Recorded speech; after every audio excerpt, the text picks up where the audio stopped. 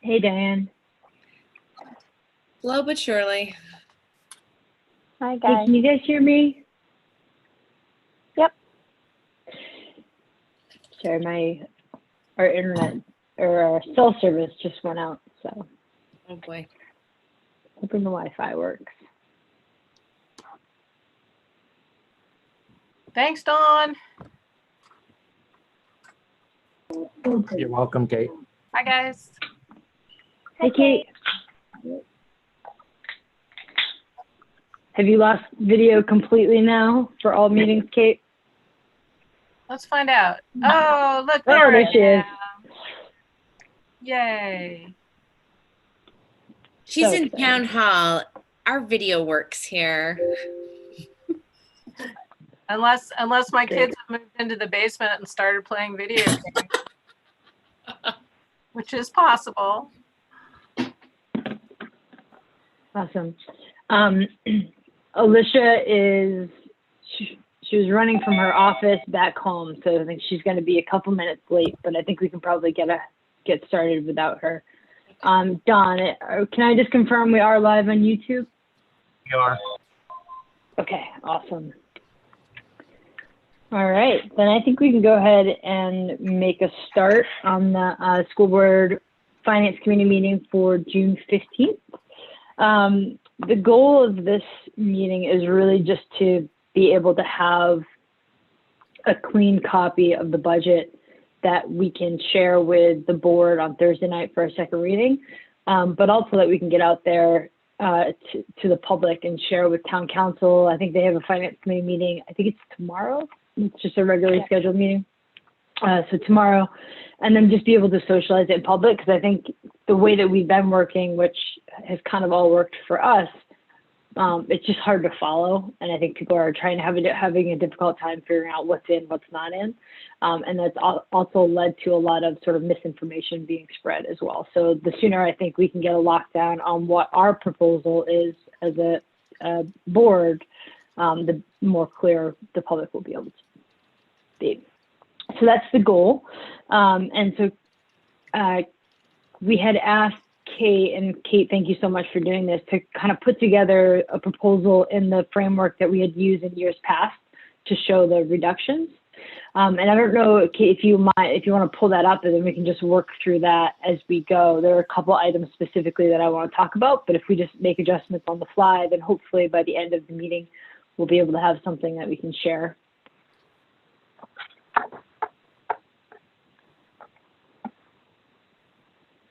Hey, give me just a sec here. I have it as a PDF, but I was going to try to grab the Sheets one that so I can actually type into it here. Okay. See if I can get hold of that fella. All right. I think this will do.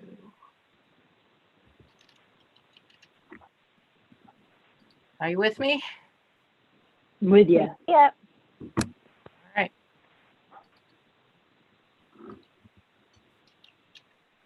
Cool.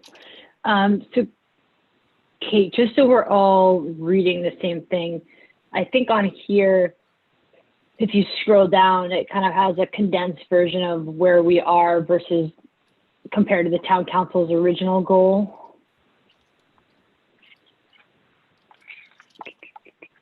All right, so here, this summary is the total reduction. Let me get up a little higher here. The total reduction to school tax request right here is the amount that we came up with the last time that we got together, which put us a little bit lower than this 205 to 206 reduction, which is what the town council approved in their first reading. And then the difference, the additional 43,000, I labeled it as accepted by town council finance committee, and there wasn't obviously any formal action taken at that workshop last week, but it was the number that allowed them to create the 1.16% tax rate increase. That was sort of the majority opinion in that meeting. So I got us down that far. This is all kind of where we've been. And then the next section is where we're going, starting with what do we do about COVID? And then some additional reductions I threw in blue here that were sort of a done deal that we don't have to worry about or decide about, that sort of do no harm. I mean, they have impacts, but they're not like big scary choices. And then we get into the things that we kind of left on the table, the athletics and activities conversation. And then down here, more conversation about some of the things that we discussed, but did not so far choose to put into our reductions proposal. Okay. And then I think we also wanted to use this time to revisit CIP, which we can do. And then I added, there's one other thing I want to talk about just because it's, and Kate, if you're behind on emails, you wouldn't have seen this, but there's, Leanne sent a message over the weekend to Town Council and Tom Hall regarding the fund balance. So on the community forum last week, there was quite a lot of conversation about our fund balance and Town Council's fund balance and sort of how the two are used. And one of the community members raised a question to Town Council about their reserve fund and how we could access that. And since then, we've received emails from Tom and Peter basically asking that we look at bringing more fund balance from this year and including that as revenue for next year. So I guess maybe that's a good place to start. We just have a conversation on that. And what I know, Kate, I think you've made your point very clear as to why we haven't chosen to do that. And it's something that I personally support. And given that next year, it seems like we're going to be in difficult situations as well. And so retaining some of that for FY22 makes sense to me, but I don't know if you just want to elaborate for public. So yeah, I did actually pull that email just now before I logged in, and I read through the conversation. And so what the town manager was saying was that the town's fund balance, which includes the school's fund balance, is supposed to be at a certain level per town policy, and it's much higher than what the school is permitted to carry under statute. So there's kind of two different laws going on. And I think that the bottom line was the town manager was saying, well, you all are welcome to use more school fund balance if you want to.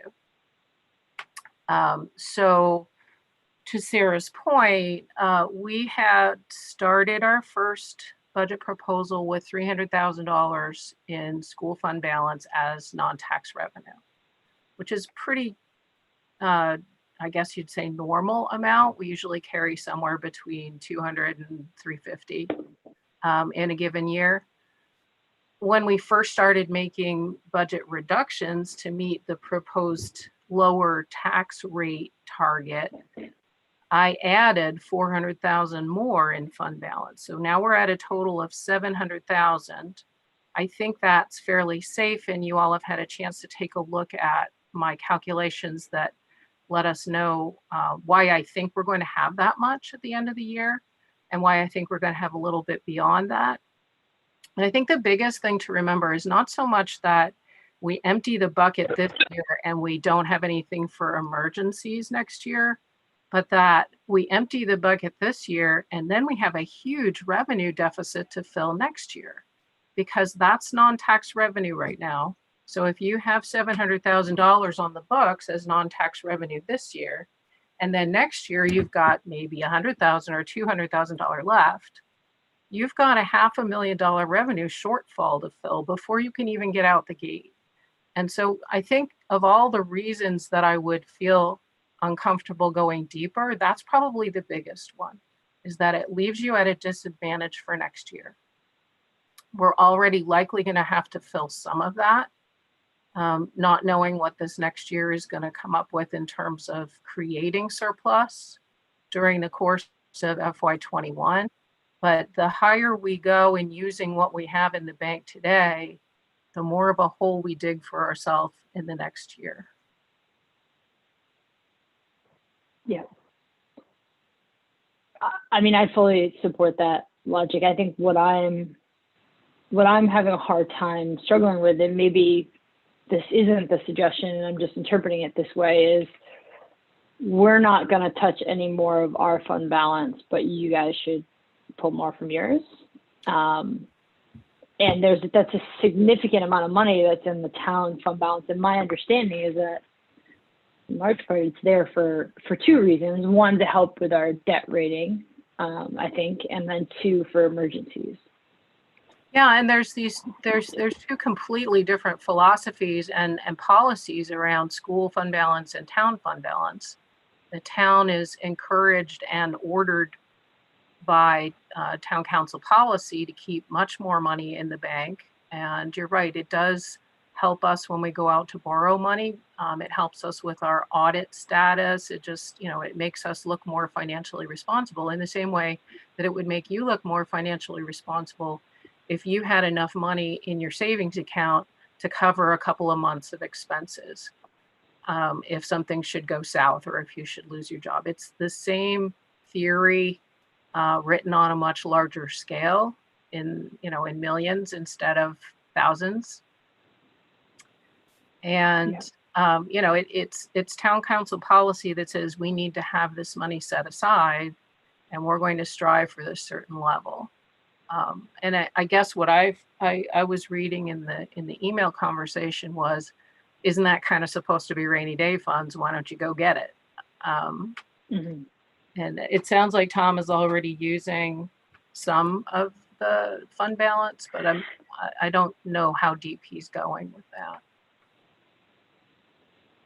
Kate, can you elaborate a little bit or explain again? Because town council approves a net budget amount for us, and then that goes to the voters, we can't use that $400,000 in fund balance that we're not applying to the FY21 budget, even if an emergency comes up, correct? Well, yeah, what your budget referendum does for you is it works on the expenditure side. It gives you the authority to spend. So if you take your budget out to the voters and your budget is 54 million and you need 54.5, you still only have the authority to spend the 54 million. So having it in the bank is a cool thing, and there is a mechanism whereby you could go back to the council and say, hey, we need to increase our budget. We're going to use the fund balance as our revenue. But it's likely to trigger another vote, require another vote from the public. And it's a pretty cumbersome way to go about things, which is, it's why, in a small way, it's why we try to budget for more than What we're likely to spend, or for Right. exactly what we're likely to spend, because you're much better off not having to have something during the course of a fiscal year, because in that case you have surplus, you've generated surplus, and it can go right back into the next year's budget. If you don't have authority to spend, though, and the need is there, then you've got to cut other expenditures. And that's why I ask, is because I'm just so worried that we are asking for this additional COVID cost.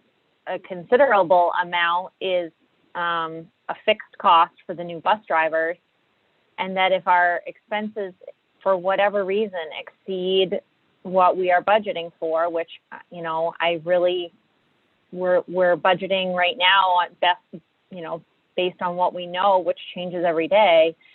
I'm just really worried that the voters are under the impression that we have this $400,000 that we're not applying to the budget that is available to us, and that's it's not that simple. It's right. It's not like right? We would have to request exactly. Yeah, we would have to request access. Well, and again, you would either have to request an increase in your ability to spend from the public. Yeah. And alternatively, this is general fund balance, but one of the things I've been thinking about is what happens if we do get some extra money from the feds. that's likely to come in the form of a special fund of, like a grant monies from the feds that we get in every year. So far, the CARES money that we've gotten of $100,000 is treated completely separately from your general fund operating budget. And in that case, you don't have to go to referendum. You apply for it like you apply for Title I or Title II, and you put in your application and you spend the money on what you say you're spending it on. So that would actually be really cool. I mean, if the feds would come along and say, here's your 500,000, then we would end up with a surplus in our operating budget because we wouldn't have needed to tap those monies in our operating budget. But you can't get more in your operating budget than what is approved. Okay, thank you. Okay. Alicia, you haven't missed much. We're just talking about the fund balance and the questions that have come up from town council. Thank you. So I guess I don't really know how to move this forward other than it sounds like we're all in agreement that we shouldn't be adding more. So I think, we just need to go back to town council and explain the position and maybe reiterate it in a different way. And maybe they want to take out more of theirs, or maybe we just leave it where it is. I don't know, but and just kind of set that, put a pin in that, because I think it just keeps coming up and more misinformation gets spread. And I think we just need to put a pin in whatever our decision is, and that's that. Well, Kate had prepared like some sort of explanation about that. Has that been circulated to town council? I can't remember. We got an email. I think the one you sent. It was a constituent email, right? I think it was a constituent email. So maybe it would be helpful to send that explanation to town council so that they can understand that that would not be recommended and why. Tom Hall said that he did plan to share with the council the email that I sent to him, which had some questions about our history of fund balance, use of fund balance, what we had and what we used over the years. And so I had shared that with you folks, I think, before the round table. And the other document that's been floating around is the one where I did a calculation back in, I think it was in March still, about what we thought was going to be our projected fund balance at year end, and how we figured it was going to need to be used, and what we thought might be left over. And that I shared with Tom again just recently last week to see if he could get that around to his folks. I think that the thing that people forget is the first thing that I said, which is if you use $1 million this year, you've got $1 million hole next year. And there's no thought in my mind that we're going to be generating a huge amount of surplus in the coming year. We've generated quite a bit of surplus in this year because we shut down, which could happen again, but we've also lost a lot of revenue. We've lost school lunch revenue. We've lost adult ed revenue. So, it's not, I don't think, a sustainable approach to say, well, sure, we'll spend $1 million today and then tomorrow will take care of itself. Yeah. So maybe what I'll do is when, and Alicia, again, what I stated at the top of the meeting is the goal of this meeting is to have just a clean copy that we can share both publicly but with town council. So maybe when we share that, I'll just provide that additional context for fund balance. The documents that you sent, Kate. We could have a few bullet points with some links in them or something. I mean, just to hit on some of these big topics that keep, I agree with you, they keep sort of bubbling back up as if we haven't talked about them, but I think we've talked them to death. Yeah. Right. And we can agree to disagree on the approach, but I think we've laid out fairly clearly why we feel the way we do. And so just finalizing that as part of the, final draft of our proposed second reading budget, and then call it done. Yeah, and if I'm wrong and we have a massive increase in fund balance this year, more than what I expected, then I will be really happy and I will be very glad to use it next year. Yeah. But not all of it. Okay, cool. Any other thoughts or questions on fund balance? Okay. Can we then move on and spend some time going through CIP? Sure. Please. That's the other fun topic that doesn't seem to be getting away Won't from go us. away. Well, and I'm happy to look at this one honestly, because I feel like we really just haven't had a chance to anything but piecemeal at this. Yeah, agreed. So can you see that screen? Or are you guys looking at it offline? Because I a printed it, little but I can see big. it too. yeah, I was Yeah. gonna say, if I scooch it down a little bit, maybe we can see it. So what I did here was a similar format, starting with our original proposal. And I'll come back to that because there's something interesting about that to me. And then the reductions that we've already made. So this 456,029 is what was on Sarah's slide that she provided to Peter for their workshop last week. And then the adjusted amount here. And then we go into further considerations. And this one's a little sidewaysy, but this has everything that's still left in there and, you know, opportunities for what we could do about them. This is sorted right now by appropriated and bonded, so we can know what has what impact. But I did want to go back up here just real quick and point out, as I was building this, I was looking at the non-tax revenues in last year's budget and the non-tax revenues in this year's budget, and just how much appropriated money is tied up in our CIP. And it's no wonder that people are taking a look at that, because last year we had under $200,000 in tax dollars covering our CIP, and everything else was bonded.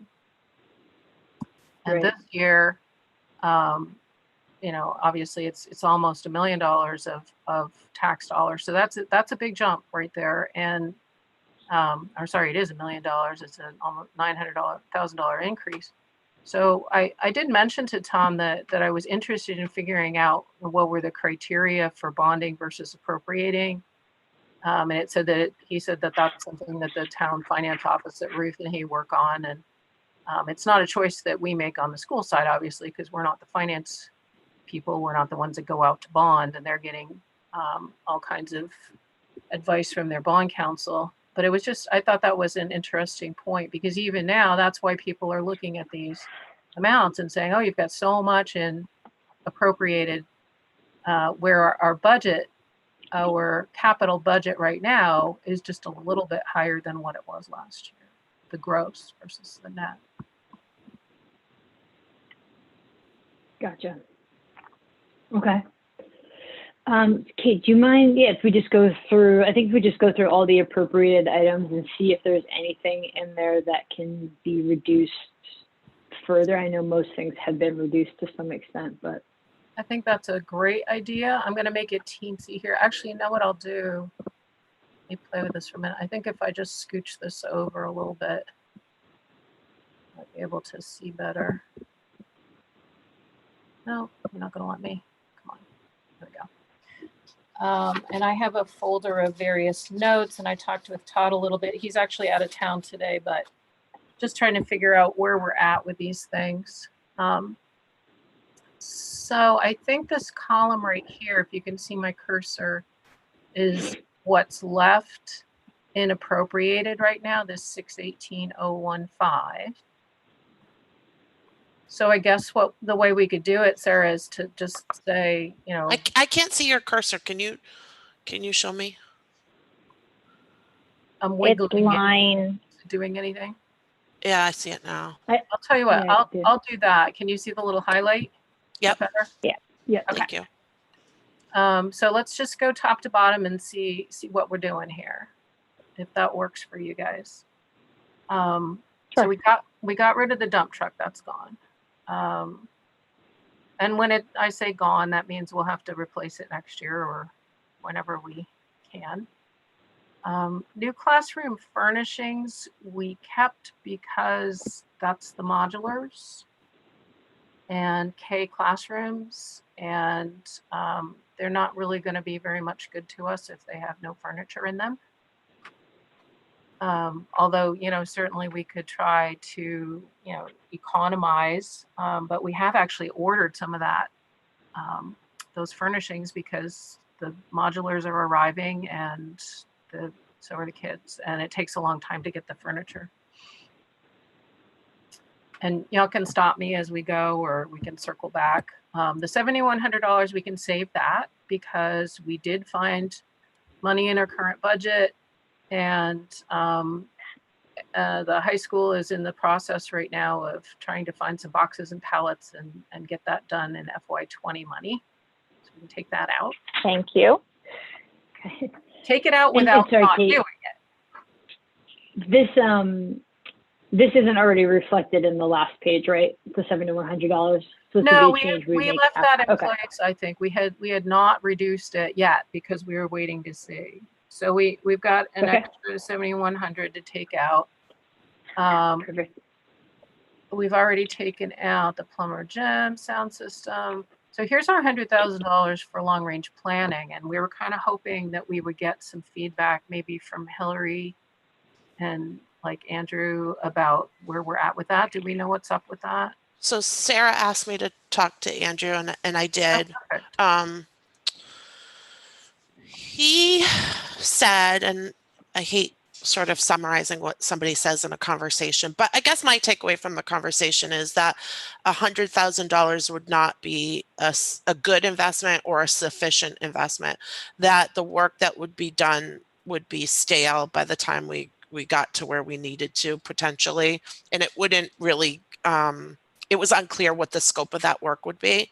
So his thought was, you either fund it fully or you keep it in, or, I mean, I guess my take on the information that he gave me is that it wouldn't make sense to use the $100,000 towards part of the scope of work. It would make more sense to either retain it as a savings for our future use to fully fund what we need for the work, for the scope of work, remove it, or fund it fully so that we can get the scope of work that we need.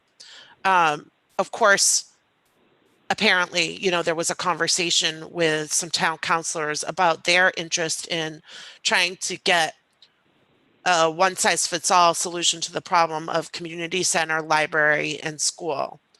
And I think Andrew's hope was that they would take more of the lead rather than the school taking the lead of for that development. I have some concerns about that, because then we're tied to a much bigger project, and we're also advocating for the schools, and I'm not sure anybody's going to advocate for the schools quite like we will. So are you saying that the town would set aside funds for long range planning for all of those projects? I think he met with Tom and Paul, and they had an interest, according to him, in moving forward in that project as a collective project between those three projects. I didn't get any information about who would fund it, when that would happen, how it would be funded, or how, but I think that they thought that the only way that this would be successful is for it to be this collective project.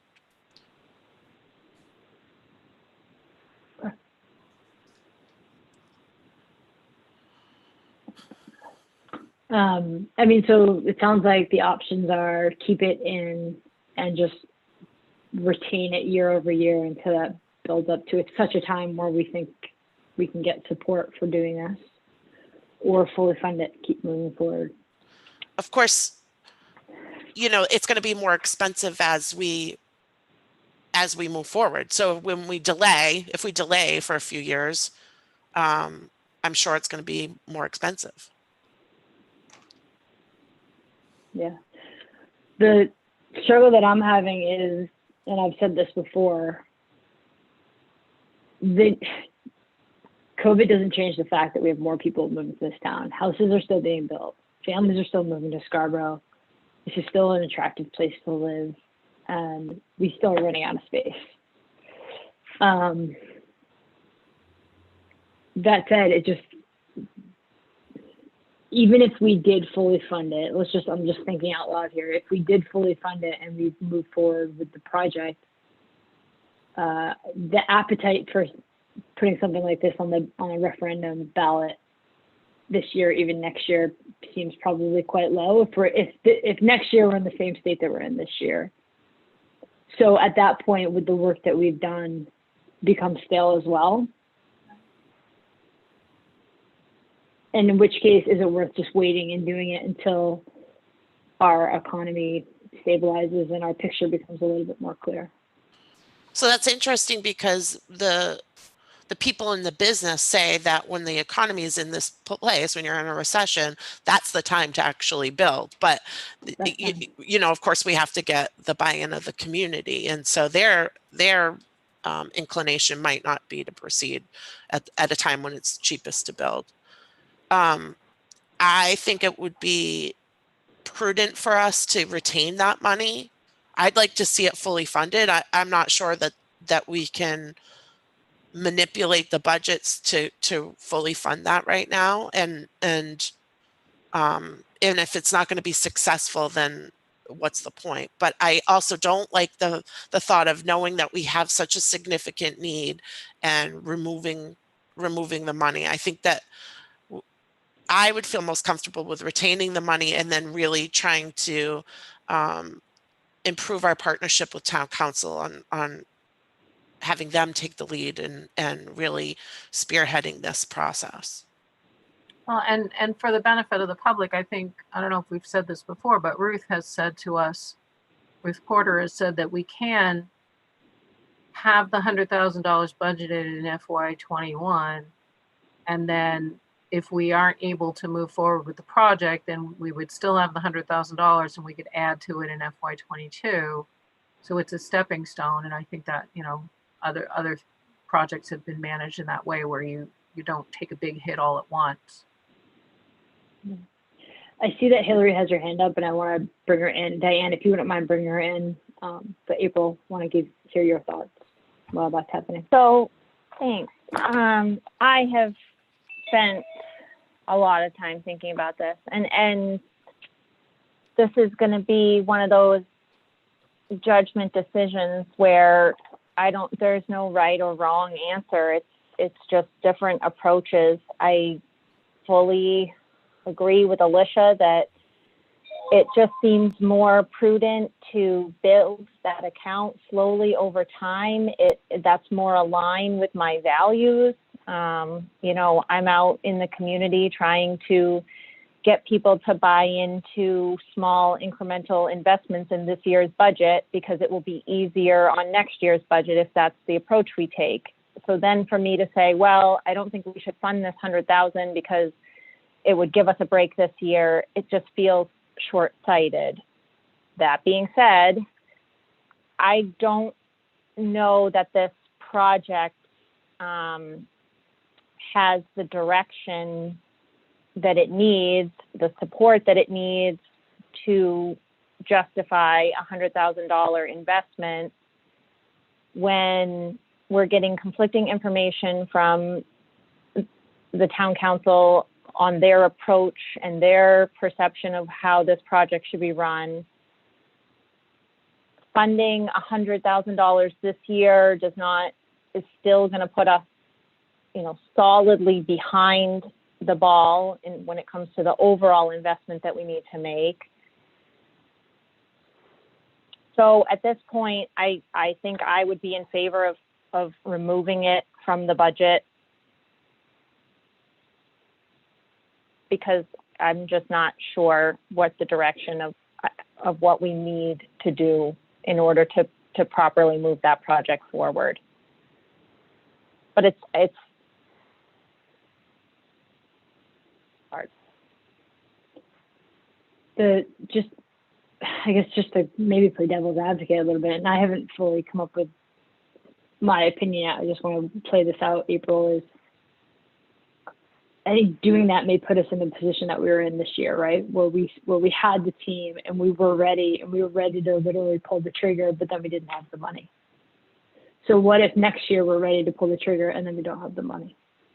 Then we're delaying another year. in another year. But what I'm hearing is that 100,000 isn't going to be the money that we need. Right. Yeah, I agree. I mean, to me, it seems, I guess I'm in favor of all or nothing as well. I don't know that $100,000 incrementally, while I understand the sort of the logic behind it, our job is to advocate for what is best, and doing this project is what is best. And if we have to fight for that to happen, then I think we fight for that to happen, for the best interest of the district. I don't know. Hillary, do you have some thoughts that you want to share? Can you hear me? Yep. Yeah. I had my hand up at the very beginning because I was going to encourage you to have this exact conversation that you guys are all having. And thanks to Alicia too for being like the bridge between Andrew, who's the chair of the building committee, and you guys. And I certainly trust what Andrew says. But I just want to reiterate Sarah's point and Alicia's point too, and that we have an increase in population, and it's coming whether we have a pandemic this year or not. And so I think I personally agree with Alicia that this should be funded, because it's just going to cost us $100,000 more every year that we don't do it, or maybe even more, in terms of what it's going to cost to do this work, and also what it's going to cost to accommodate those students while this work is getting done. So obviously, if I had my way, we would fund the entire thing, because I think it's needed and it's timely. But I don't think, if we can't do that, I don't think that taking out the $100,000 is a solution either. I really like the idea of taking that $100,000 and putting it into basically an account that's waiting for the rest of the money to join it, because I feel like that's the planful way of going about things, right? Like, if we can't fund the whole thing, you fund a little bit each year until you get to the whole thing. So we have $100,000 that we can put in this year. If we can't put all of the remainder in next year, we can put another $100,000, and in the third year we can pay for it. And instead of being 6 years behind, now we're only 3 years behind. So I guess I just wanted to make that point. And yeah, like I said, I was going to ask you to have that discussion, but you guys are already doing that. So thanks. I mean, it's one of the biggest conversations that we're facing for our schools. And if we had somebody come in and look at what our decisions in 5 to 10 years, and we aren't saving for this or actually going about hiring the firm to start the work, they would say, why didn't you prioritize that? You knew that this was costing you money in modular short-term solutions. You knew that the price was going to increase. You knew that your population was increased. You knew that this was a need. Why didn't you plan for it, or why didn't you take care of that problem? And I just think that we need to, I mean, we all know that this is an awful budget right now, and every decision we're making has terrible ramifications, but knowing that that's our responsibility, and we have a responsibility to the children that are going to be here in the future, I think we've got to plan for it one way or the other, either the 100 or the 350. And I'm in favor of either, and passing it to town council. And I mean, I know that they understand as well. I mean, I've heard them recognize it's a need. I don't know what their thoughts are about funding it, but they know it's a need. Right. I mean, I heard Peter say pretty loud and clear, if we're funding it, we should be funding it full. That's what I thought I heard. And maybe I misinterpreted that, but I thought he said it a couple of times. Then I'm fine funding it in full. And I guess I would want to see if we could manipulate CIP otherwise to to make up that ground if necessary, or see what his ideas are for funding it. I mean, I certainly don't want to make more cuts. Well, that's the problem, is we asked if we could fund it creatively using impact fees, and we were told there was no appetite on the council for that. I would be in favor of funding it fully, but that means finding $250,000 additional dollars in the CIP, which I think probably somewhere Todd is getting high subconsciously even at that suggestion. I don't think we're going to nickel and dime our way to an additional $250,000 to make room in this existing CIP for those funds. And then to Sarah's original point, if there's no appetite in the community for putting this on a referendum, then by the time we've spent $350,000 on an architecture firm, if it doesn't go to referendum for an additional full year, will the work that we commissioned still be relevant? It's hard. I mean, I'm driving myself crazy by saying how hard it is. Everyone knows it's hard. But I think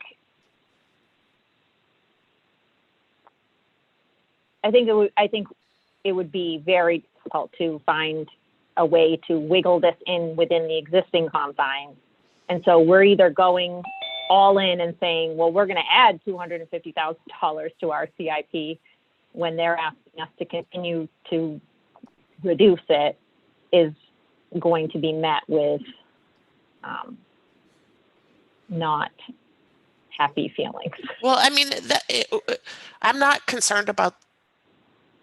Our job is to present what we need to run the schools, and so if they don't support that, then they can reduce our budget by another $250,000, which they've. Well, and ultimately they have control over the CIP.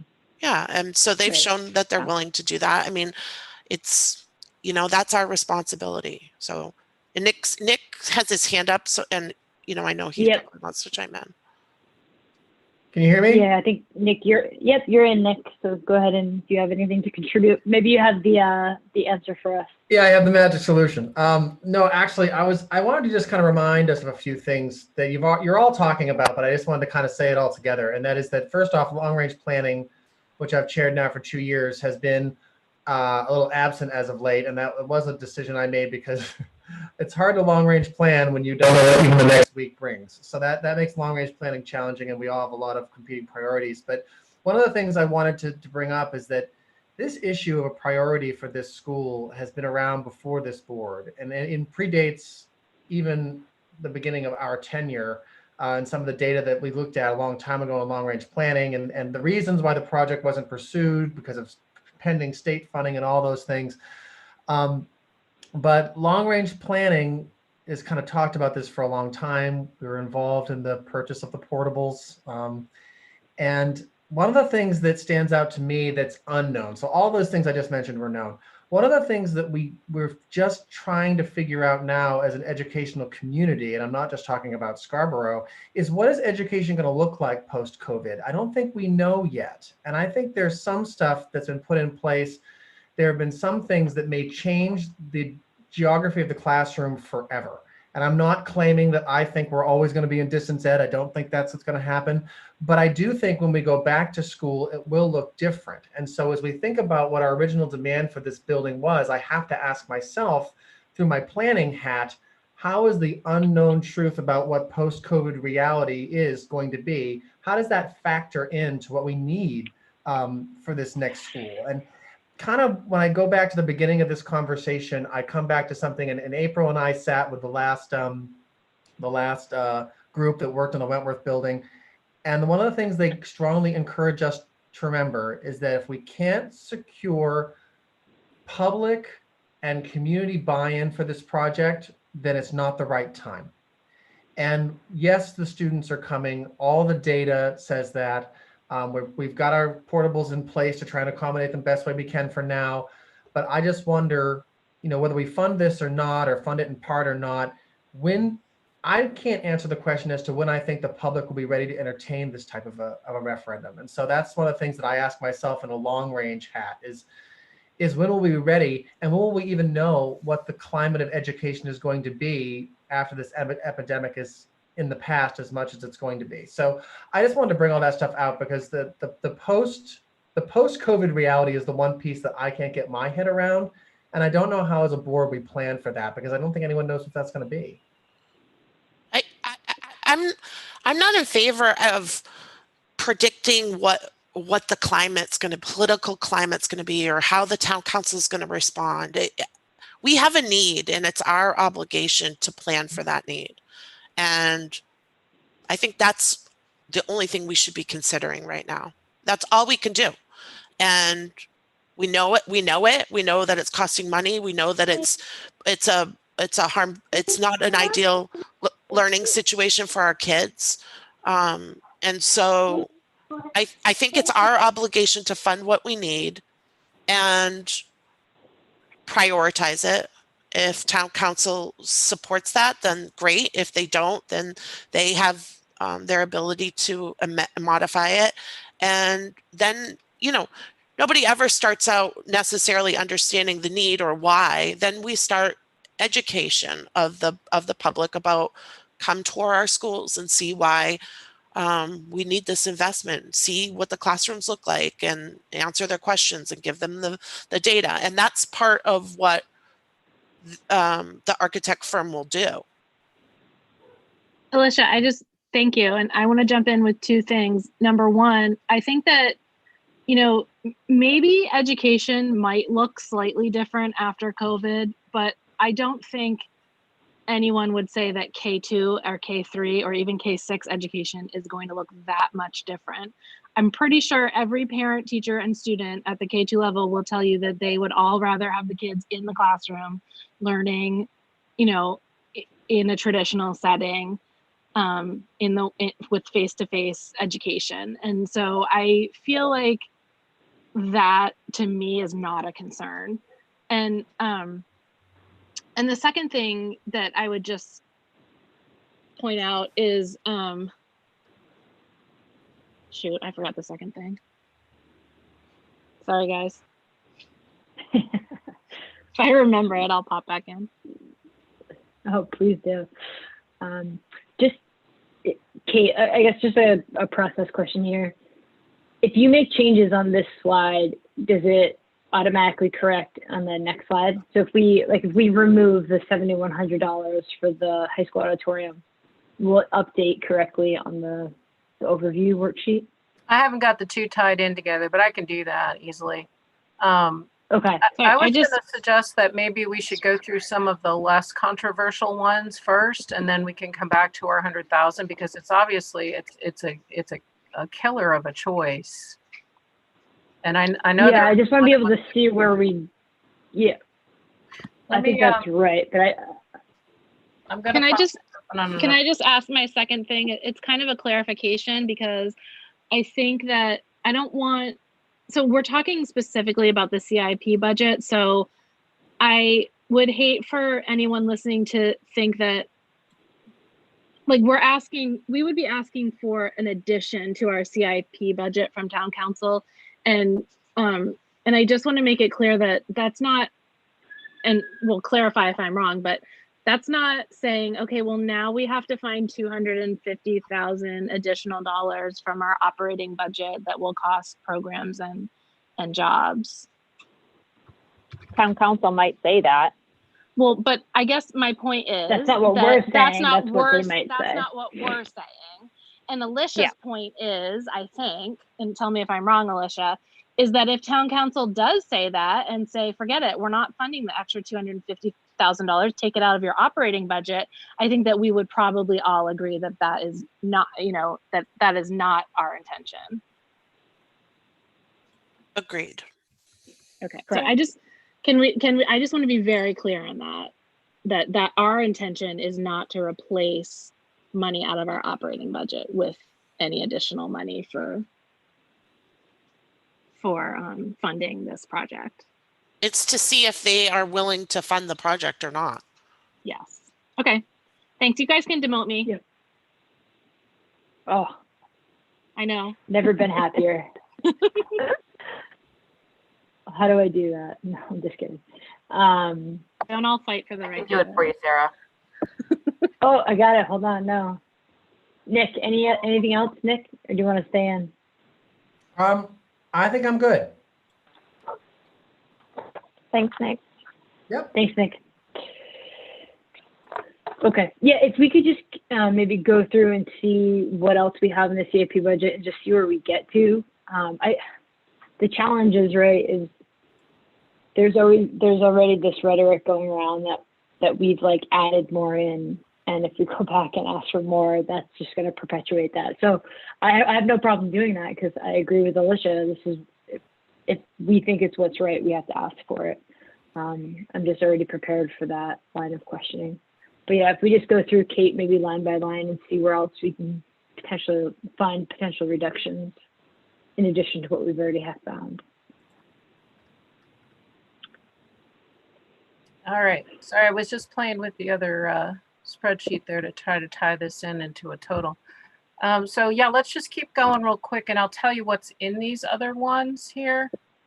The security and access management, we had made a $30,000 reduction already, and that was to not address extra cameras and controls on doors and hallways, but we left $30,000 to replace the security gates on the high school driveways. And I don't know, those of you who drive up and down through the campus here, there's a gate on the side of the back side of the high school next to the playing fields that opens up and allows trucks to go up through into the high school maintenance area. There's another gate on the Gorham Road side that does the same thing. The one on the playing field side is dead, and it's sort of just been limping along. The one on the other side is not dead, but it's at the same age and level of use. And so we were going to take those and replace the two of those. And I'd have to take a look and see, and I'll look at my notes and see if we could do one and not the other. That might be a possibility. Going down to building envelope, that's masonry repairs on the high school. We've got 5 separate walls that we were going to be working on. And what they do is they repoint and they caulk and they waterproof the exteriors on a replacement cycle, on a preventive maintenance cycle. And that keeps things from leaking, which is good, and causing more damage, which is good. But we can, I think, was it April that said that Todd was breaking out in a sweat? I think he's actually in his car driving back from the county right now, so I hope he's not sweating. But it's preventive maintenance. It's not repairing a problem that exists today. For grounds and site maintenance, the amount that's left in there right now is $30,000 for pavement anywhere on campus, any place there's cracks or breaks in the roads and the driveways. That $30,000 is to sort of figure out the worst of those and repair them. And then $50,000 is the other half of playground ADA accessibility project, which we were planning to start with Wentworth and 8 Corners, converting walkways and play areas from wood chips to turf, ultimately adding some inclusive play equipment, but the first year was just going to be access, so that children in wheelchairs and the staff who are responsible for getting them to and fro are able to go on a pathway that isn't wood chips or crumbly gravel or dirt that they can't cross over. So again, we could reduce the scope of that. We could chip away at it. It's going to be a multi-year project as it stands. And the $75,000 is for the HVAC system at the middle school. There's an underground piping system, and that project is actually underway, because if we don't do that, then the HVAC system at the middle school won't work, which is really not a good result. We're using some money from FY20 that we've saved in the HVAC account to start the project, and this is to finish it.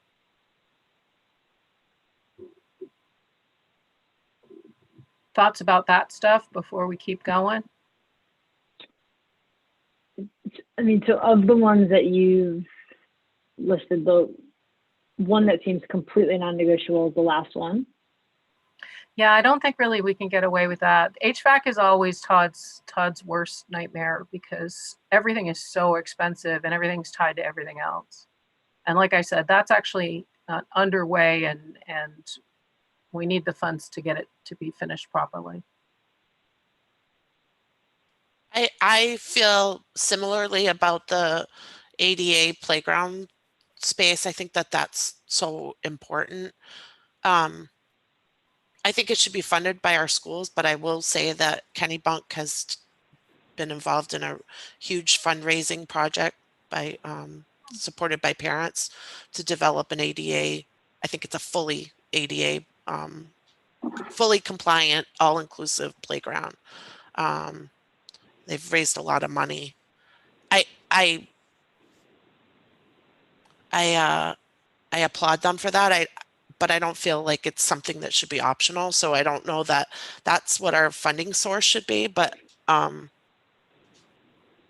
if it could get us there faster, that would be really great. I don't know if anybody is interested in spearheading a charge. Maybe someone in the community would be interested in that. Hey, Kate, just so I understand that, the $80,000 would fully fund for just Wentworth, and then the remaining funds were for the other schools as well. But this one would fully fund it for Wentworth. Yeah. So the way that No. it's pulled, the way that it's pulled apart is $30,000 for just general paving repairs, and then $50,000 for the playground project. And we had envisioned the playground project as a multi-year project because playground equipment is so expensive. So what we had thought we would do was stage it out so that in the first year we could address pathways and actual, mobility getting to the structures.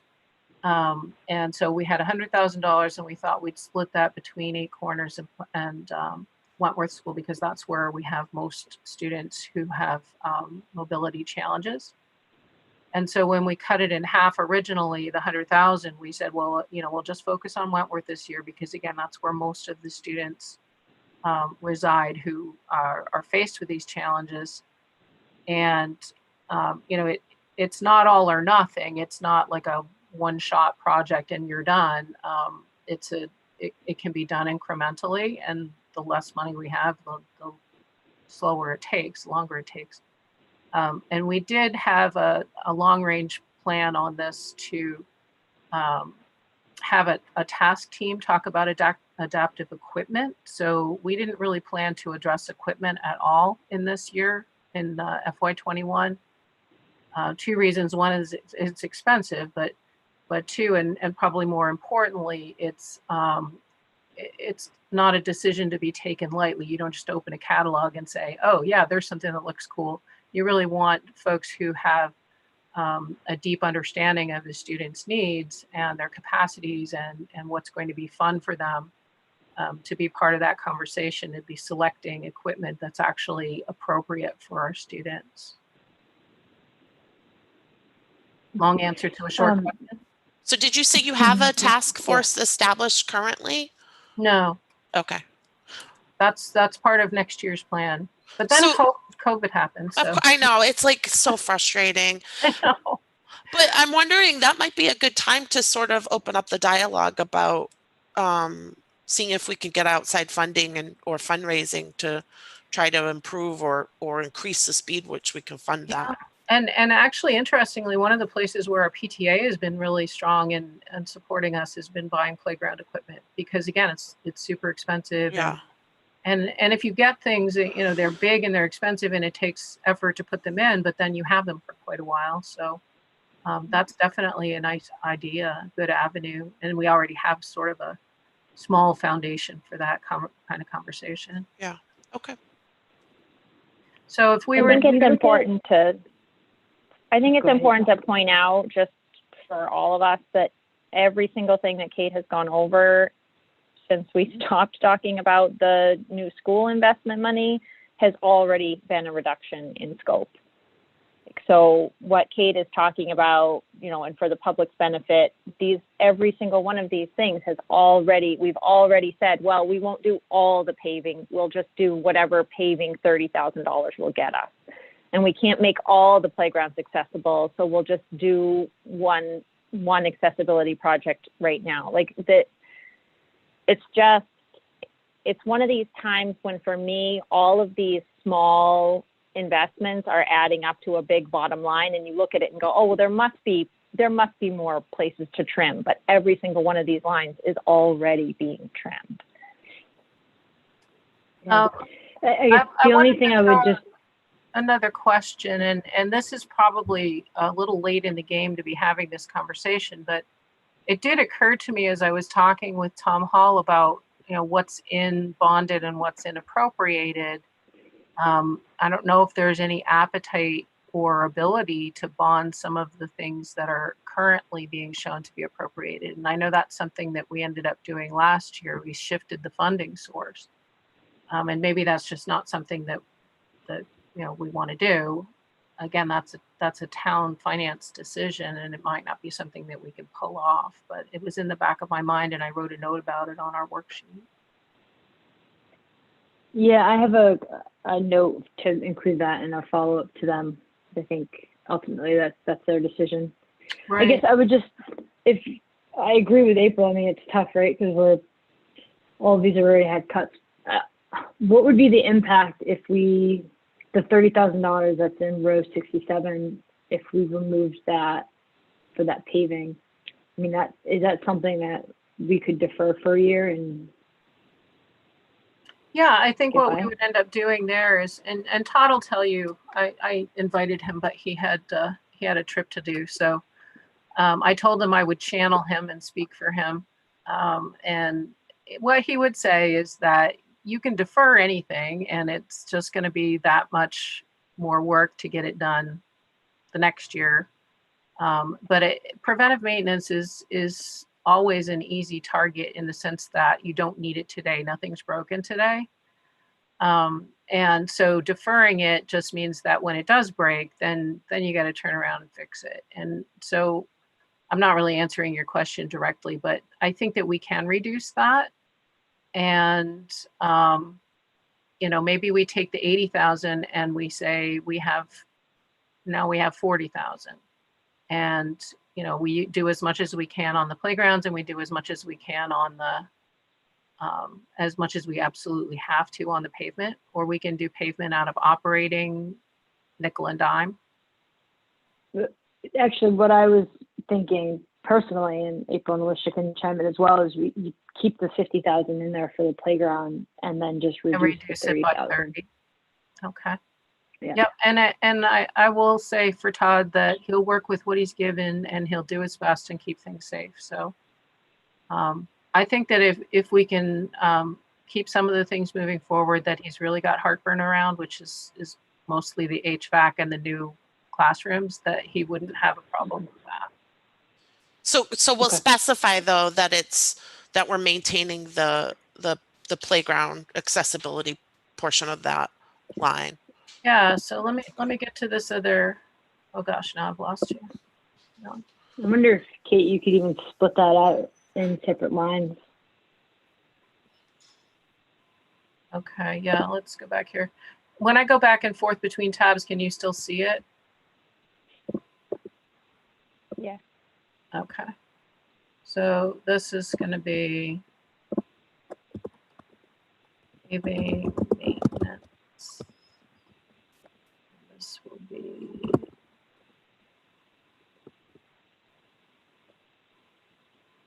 Does the playground meet the definition of a permanent structure? You thinking impact fees? Or bonding versus appropriation? Oh, well, I can't answer that. I don't understand exactly what is allowed to be bonded and what's allowed to be appropriated. It seems like it's changed a little bit and tightened up a little bit over time, because we had that whole conversation about the long range planning, which we used to be able to bond, but now they're like, no, you can't.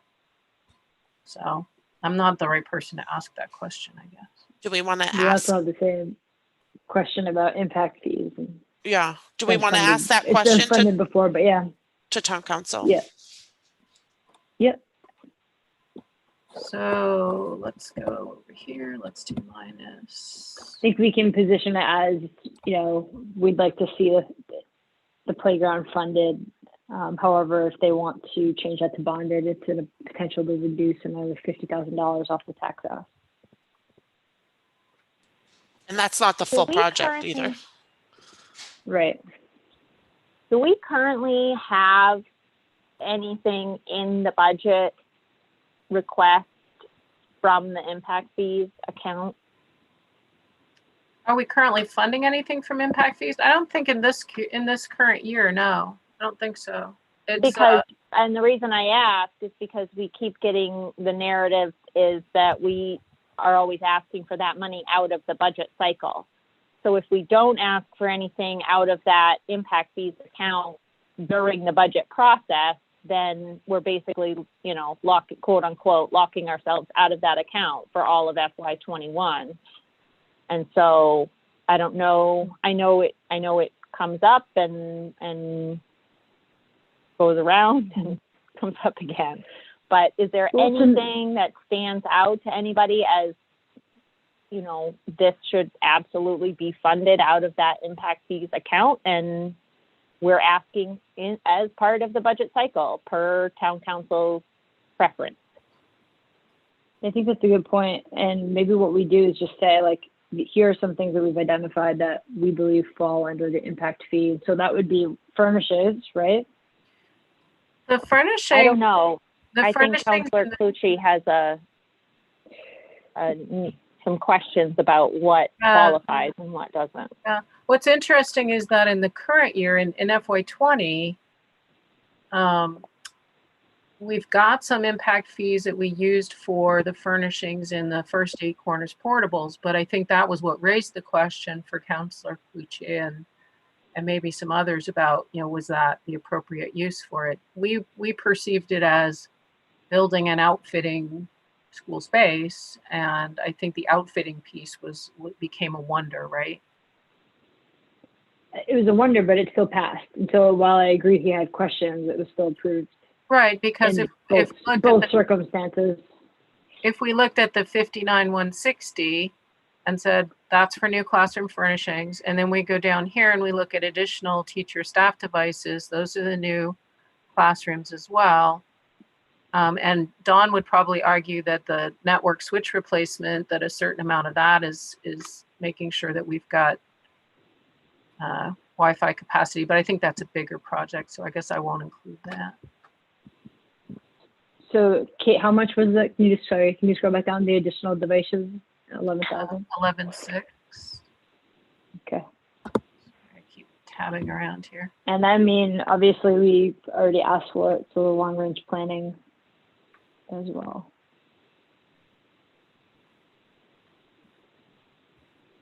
Okay. I think that's a good point, April.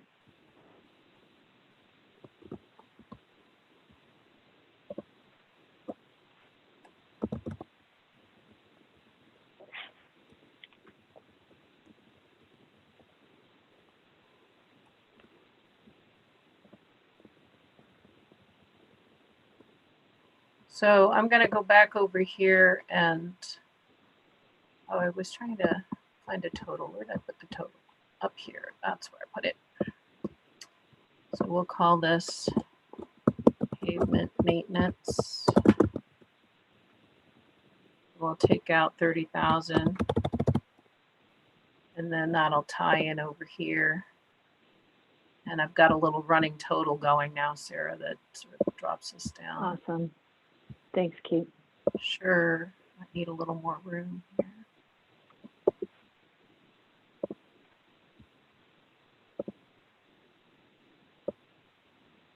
Have I mentioned how much I love Google Sheets? I think I have. My favorite. All right, so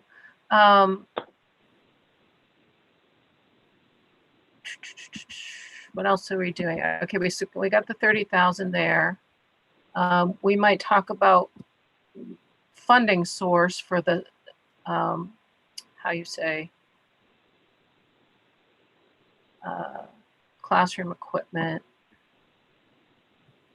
Yeah. Do we want to take anything Can you out? just take as an action if we would be able to fund one of the gates and not the other, or if it's like a package deal and what that does to the cost? Right. And I know that there's 2 gates, so I'm going to say that we could probably do one. So let's take that as well here. I'm not really doing a very good job of amending it down here, so I think I'm just going to go up here and make notes instead. You said that one of the gates was like on the Gorham Road side? Yeah, and that one doesn't get quite as much use, so that that'd be the one we would leave. Okay. And is that, I mean, it's up, but it's just not, it doesn't lock, or what did you say? They're actually automatic gates, so you can sit in your truck and you can push the little thing like a garage door opener. And so that stopped working on the town hall side, and they just get out and move it like a cattle gate. It hasn't stopped working on the Gorham Road side, but we figured the 2 of them are the same age and probably die about the same time. So if we took that in half, though, that would take out the 15,000. But you can still shut it and lock it manually. It's actually not a locked gate, it's a barrier.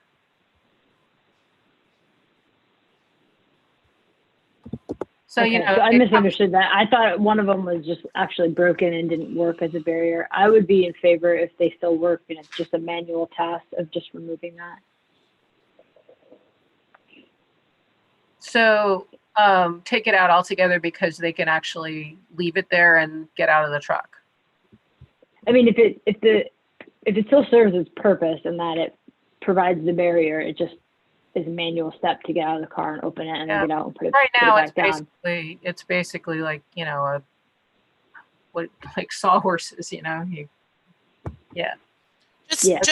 I just want to make sure that this isn't tied to any of the criminal mischief, getting on the turf with a vehicle type of stuff. There's no risk of any of that with this.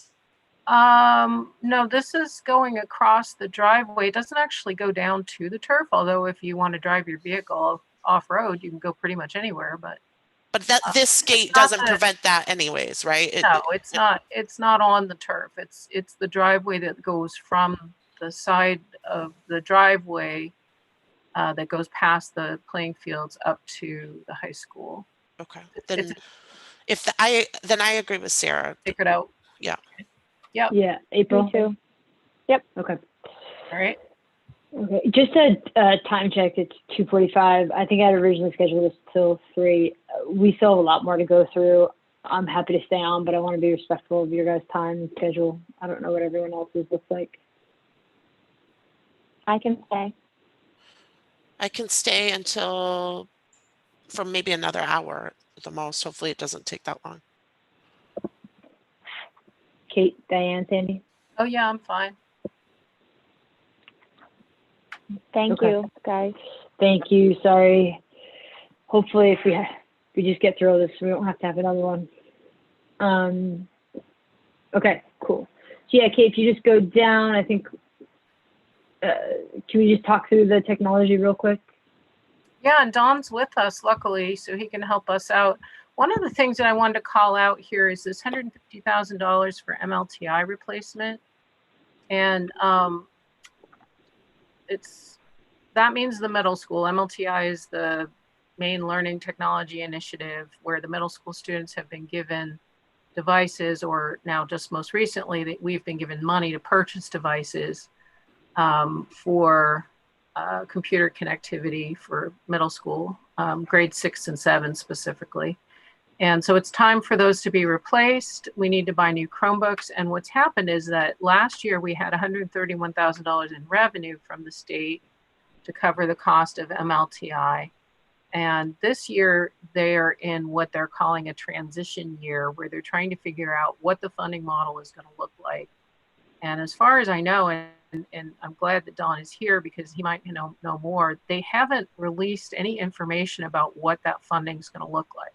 So we lost $131,000 in non-tax revenue in FY21 that we had in FY20. Meanwhile, we still have to go out and buy the new devices. So we need to have the money in the budget to make that happen, because the middle school isn't going to just stop learning. And certainly in a distance learning environment, we don't want them to be going without or using wonky machines. But at the same time, we're likely to get some kind of a reimbursement from the state. And so down the road, if we get that money from the state, then that's great. Then again, it's like we were talking about at the very beginning of this conversation, where it's money in our budget. We didn't need to spend it. And therefore, you know, we're not going to ask for it. We don't need to appropriate it. The reason that I'm going into such detail on this is that I was wondering if this might be an item that the town would be interested in bonding, because when they bond the funds, they don't have to collect the taxes up front. They could put it as an approved budget item to be bonded. And then by the time we get around to the spring of 2021, which is when they would have to do the bond order, we would, please God, we would know what we had coming from the state and whether we actually had to bond that full amount, or whether we were getting some money from the state, or whether we didn't have to bond it at all because we were getting all the money from the state. But if we put it in as an appropriated item, then the money is collected. As far as I know, it's collected when the assessment is set in the fall, and you know, we keep it in the bank and we don't need it. Okay, great, but isn't that kind of, I don't know, wasteful if it's acceptable for it to be a bonded item? And I apologize, I didn't reach out to Ruth and ask her about this, because it didn't occur to me until I was trying to put all of this stuff together over the weekend.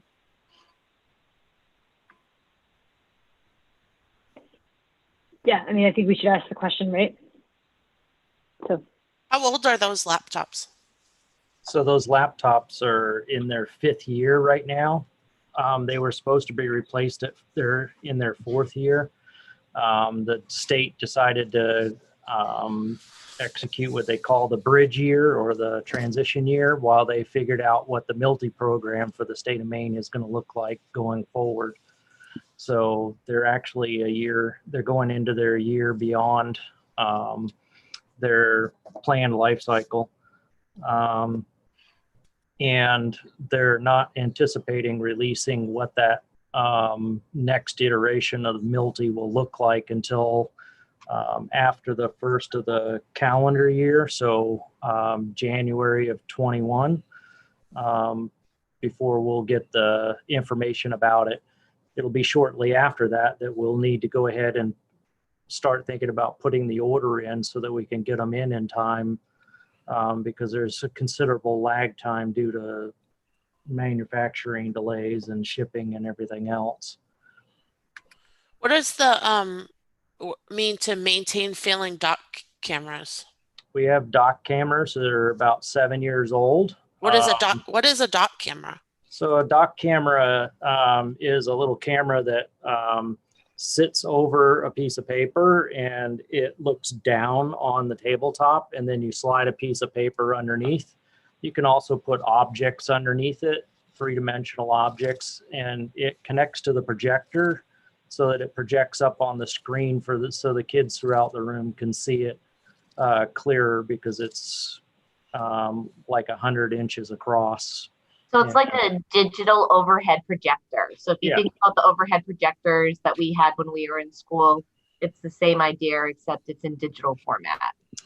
And nowadays, one of the more effective ways to do that is to, instead of buying a dedicated dock camera, we can use a small tablet that's got the rear-facing camera, and just stick it in and just attach it to a little stand, You can use it as a dock camera, still connected to the projector, but you can also take that tablet out and use it in the classroom for other tasks that a teacher may have. For example, with our reading program, math program, and some of the other diagnostics that we use in the classroom. So we basically get a 2 or 3 to 1 punch out of that rather than just buying a dock camera that sits on the desk forever.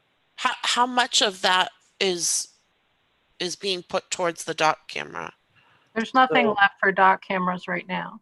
Yeah, we had to defer that. She's The already dock taken those cameras out. were gonna cost us for K2, that's the number there, 17,000. So when it said maintain failing dock cameras, I thought that meant that we were keeping it in. We're keeping the cameras. We're keeping the failing dock cameras.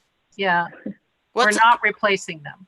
okay? All right. Sorry, I didn't mean to get us off track. The way it was worded, I thought it was. And We're that's gonna- my wordiest one, man. That's terrible. Sorry.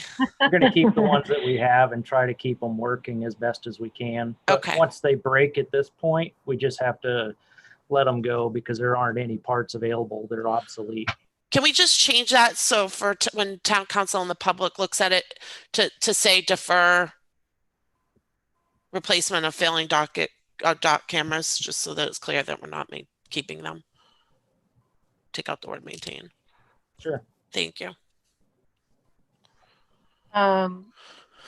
The tablets were what we were purchasing to replace failing dock cameras. So let's say So K2 tablets are being purchased in lieu of dock cameras then, and that's included in that cost? We proposed that, but then we had to pull it in order to be able to cut money out of the budget.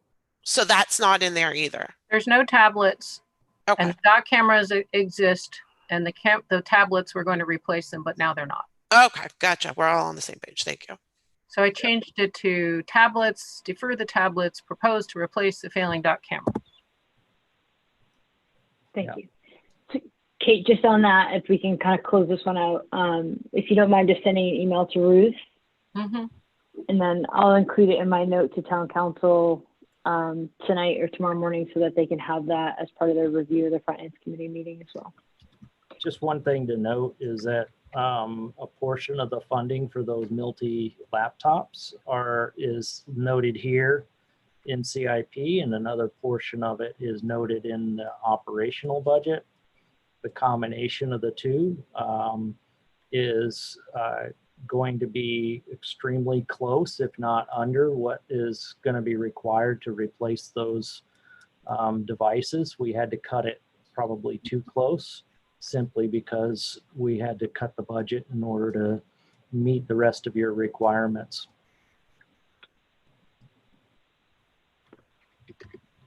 Okay. How is something Not our funded? requirements. Just wait. I just want to clarify the requirements of town council.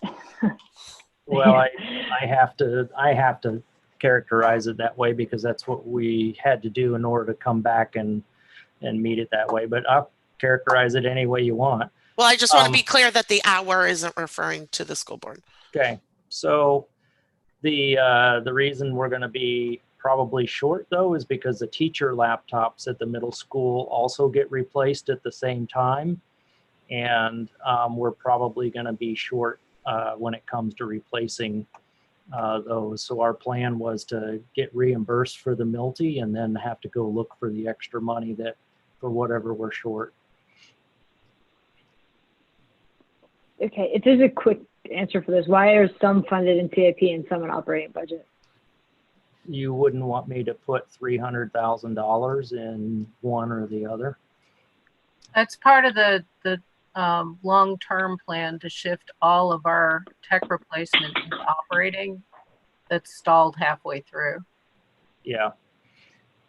I'm working on a long-range plan. My predecessor started this, but I'm being pretty aggressive to be able to fund all of our replacements strictly out of operating.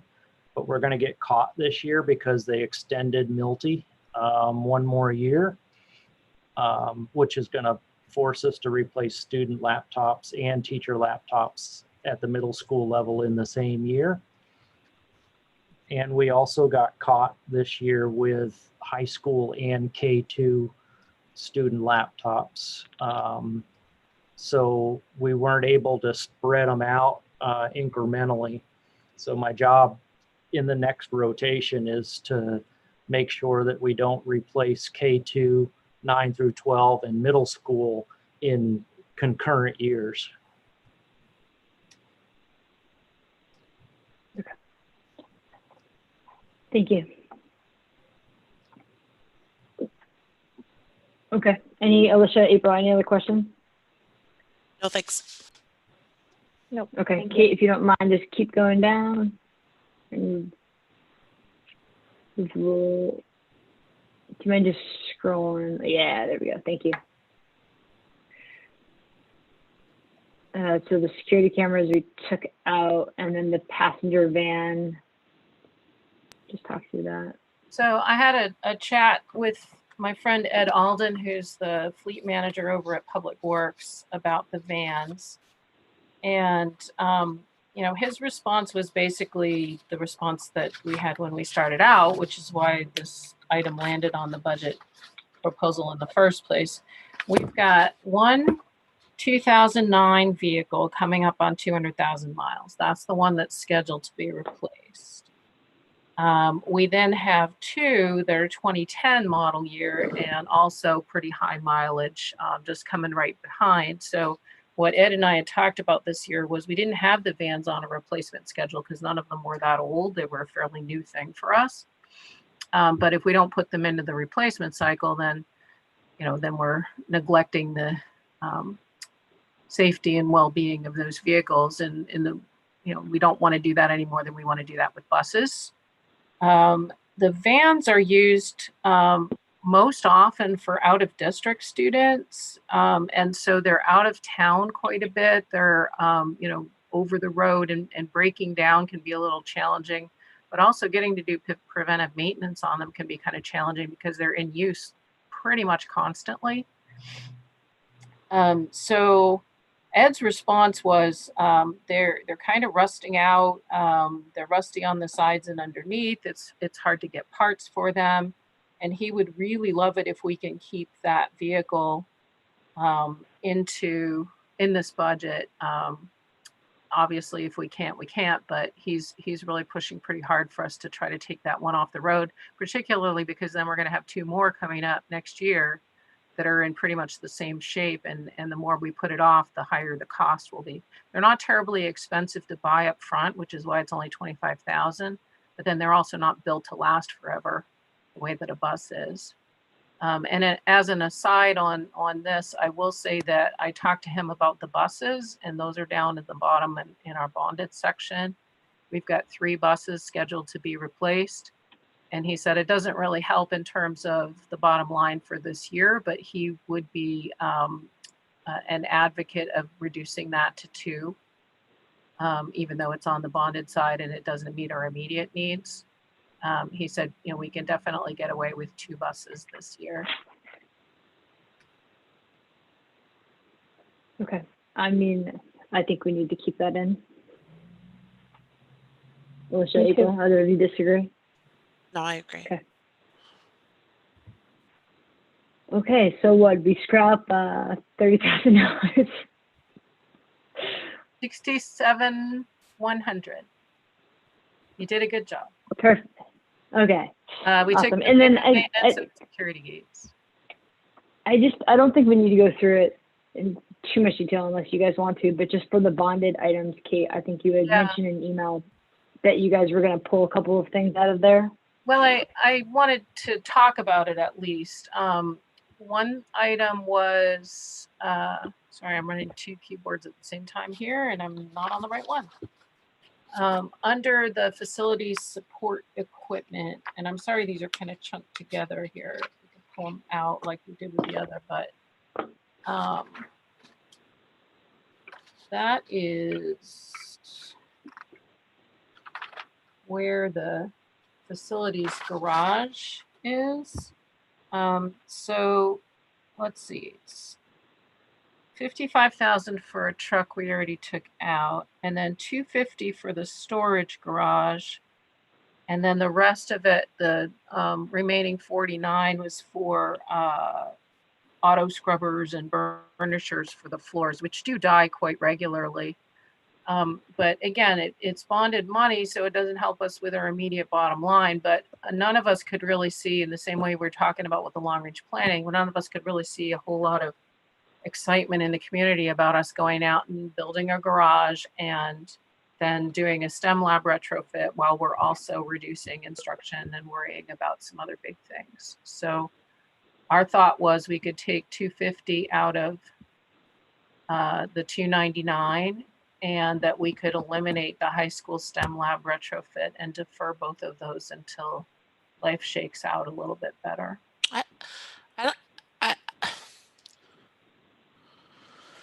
I don't know. I mean, the garage, I'm sort of like lukewarm about the necessity, but the STEM lab retrofit, I mean, we are going to have a teacher for that class, I'm assuming. And I just view that as town council's responsibility to ask questions and determine if it's a necessity or not. It doesn't go, I don't view that as our decision, I guess. So they do go together though, Alicia, because you can't put the STEM lab in where the garage is now without putting the garage contents into something else. I thought that the real issue was the truck, and we weren't getting the truck. And it's a whole lot more than just the truck. It's all of the maintenance equipment. So the scrubbers, all of the heavy duty machinery. And yeah, so Todd sent us a whole page of what's in there. Okay, so that won't work. You know, it's thousands of dollars worth of equipment, so you can't just put it in the yard. We don't have any other place to put the smaller items. Well, when we were talking about reducing staff at the high school, we were also thinking, okay, well, maybe that makes more space for something else. And, you know, that's not really something that's part of the conversation right now. So we're kind of going around in a big loop. Mm-hmm. I think that, you know, Sue Ketch and Todd and I have had a bunch of conversations, and it just doesn't really feel like people are going to be super happy to see us starting a big construction project in the midst of all of our other cuts and reductions and belt tightening. And, you know, Alicia, I completely agree with you 900% that it's what we need. Well, I guess even bigger though than that question and inquiry for me is this our decision to make? It's a CIP and it's a bond. So that's town council's decision. It's a bonded decision. So I think we have some input on it, but I mean, if they want to make the cut, shouldn't they be making the cut? Not us. We're not getting any value out of making that cut. They haven't agreed that a bonded reduction would go towards the general operating budget, 1-for-1 credit. So if it's a need, No, nor will they. So if it's a need, why don't we put it forward and they can make that decision if they should be looking at this like they would with any other department of the town.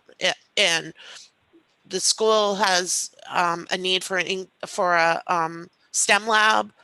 There's not sufficient room, and we need a garage in order for that to occur. And if that's something that they don't want to fund, then isn't that more their decision? I don't know how, April and Sarah, how you feel, but that's. I'm not sure that they have the ability to make a line item adjustment to the capital budget any more than they do to the operating budget. But they can reduce it by that amount. Right. And then we decide where to take it from. Right. Oh, I thought they did have line item discretion over the capital budget. No, I don't think so. Statute says that our budget is our budget to manage and that the council allocates funds. Even for CIP, I thought that they were the ones that determined what we were allocating and what we were bonding to begin with. Yes, and I think the difference is that once the town council votes on your capital budget, you're done. They are the final authority. And you don't have to go to referendum. So I think that's where the confusion lies. They That's the they have distinction. authority over the budget passing in the same way that they do over school nutrition and adult ed and anything that isn't K-12 operating budget. But I don't think that they have line item approval. I think that they have bottom line approval. And once they say, yes, we approve your capital budget at $3 million, then that's what you get. They could, but correct me if I'm wrong. They could say, what's the total amount for the garage and the retrofit? 250 for the garage, 392 for the. So they could say, we're gonna reduce your CIP bonded portion by 342, right? And If they said that about it from a bonded perspective, I'm not sure they look at the funding source. I don't understand. I don't know that they would divide it into funding source. I think they would say right now it looks like we're at 270, 739, 212 total. And they would say, actually, no, you can only have $2 million. And so then we could say, okay, well, we'll take out the garage and the retrofit, right? And what gets fuzzy there is, are you talking that's your gross budget or your net budget?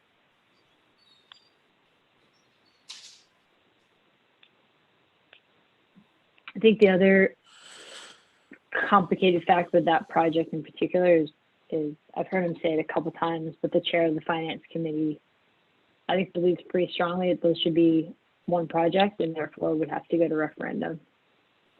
Because one leads to the other. Yeah. One would happen first and the other would happen following, but they're both for the same reason, basically. Yeah, my feelings on this is that if Sue and Todd and people are, I agree that we need it, but if they're thinking that we can get by another year without it, I think it would be in the best interest of us getting everything else that we need passed through town council passed if we take this out, because what I've been hearing is we have to get rid of a few talking points that keep going round and round and round on, and Todd's garage and the STEM lab and all, like, that's a big one. And not that I agree with it, I think that we do need it.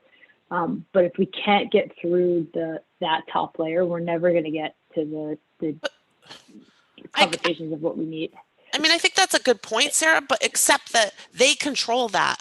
And so if they're going to say, okay, we'll fund COVID if you take out the garage, then fine. But they're not saying that. They're saying, we're not funding COVID. We want you to cut this. And now we also want you to cut the bonded portion as well, which it's within their authority to cut that. So yeah, I agree with Sarah. I think we should. I just don't. I think we just need to make some decisions that reflect that we are aware of the current situation. If we're getting information from our staff that they can defer these projects for a year, that is what we should do. Because Alicia, it goes, I guess for me, if we start making the argument that you just made, then I want to put it all back. Because at the end of the day, town council has authority over 100% every single penny of what we're asking for. And we've already made so many reductions everywhere, everywhere that we didn't necessarily support, that we were doing because of their direction. But the distinction is that they told us they'd give us a 1-for-1 credit for appropriations, not for bonded. And so this is a reduction that's not giving us a benefit. It's giving you a benefit in terms of, I think, well, I guess I don't really know how to say it, but it's your stance in terms of public perception. What if we say we'll reduce this and that would nearly fund COVID? Even though it's a different funding source. I mean, I get it, but it's a reduction and it's going to be paid for one way or the other. Yeah, we can spin it however we want. I think we just, it's hard for me to say here, fight for it when Sue is saying we can get by when there are other things that people are saying we can't get by, and we're saying, well, we need to remove it. So I personally, I just think we need to respect the feedback that we've been getting from our leadership on this one. I do too, but I think that Yeah. I'm fine removing it, but I'm saying if we're Just ask removing it, for. we should be getting an acknowledgement and some sort of an increase in our operating budget. Well, and it may, Alicia, go a long way to, if we can't find enough money to fully fund our COVID ask without doing damage, at least it buys a certain amount of goodwill and maybe an opportunity for the council to move back in our direction a little bit. You know? Yeah. Yep. Okay, yep. Okay, so in total, the lab and the 642, that's the total, Kate? 642 be for the removing? lab, and then 250. I'm gonna put a note in here. 250.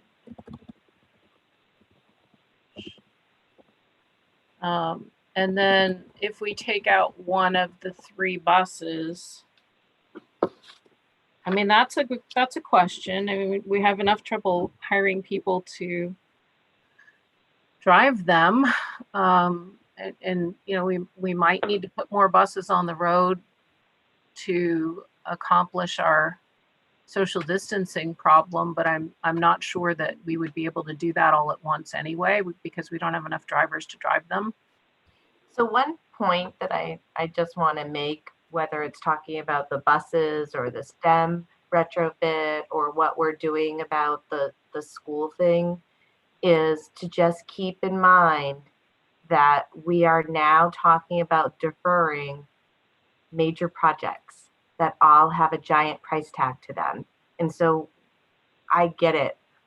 We can continue down that pathway, but at some point in time, each of these things will need to be addressed. And then the $1 million question is, how will we address them all when they need to be addressed at the same time? So, you know, I think by deferring some things with major price tags, that saves us in the short term. But what happens to the prospect of the school district in the long term? Yeah, it kind of goes back to what April said very early on in this this process, is like, are we doing this for a year? Are we doing this to save the day in a crisis and then everything's going to go back to normal? Or are we going to be behind the 8 ball now for a long time because of it? Yep. Using the same, you know, kind of logic that we talked about with potentially the long range planning, is there a way that we can keep some funding in here for the STEM lab that could added to next year, would make next year's price tag a little bit smaller? Like if we have like partially funded it and then just stored it? I think that becomes a matter of appropriated versus bonded, because I don't think they're going to let us. It's like Kate always tells us, like if something is scheduled to be bonded, we don't actually access that money until, you know, it goes out to bond. And so we would be saying, well, let's take something that's currently scheduled for bonding, move it to appropriations and budget a savings account for it. Yeah.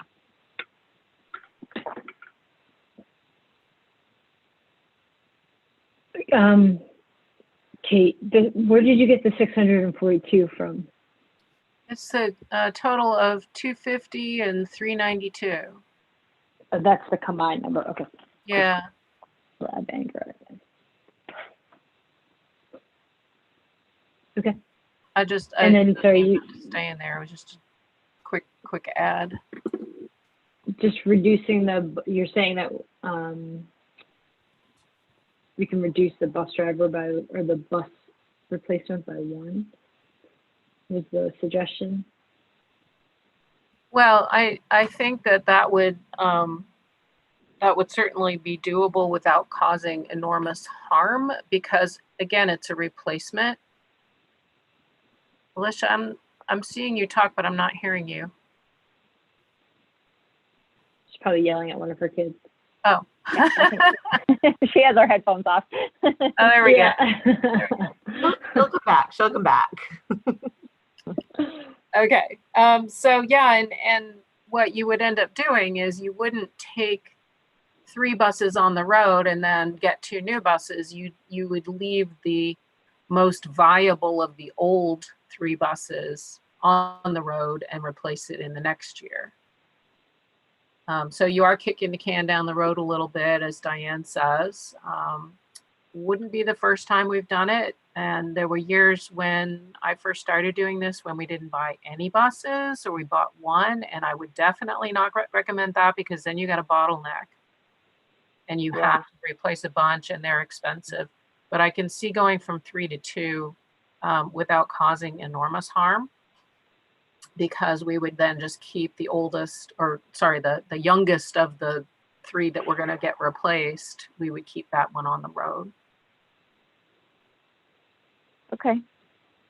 I would be in favor of reducing that to 2. Let's see. Me as well.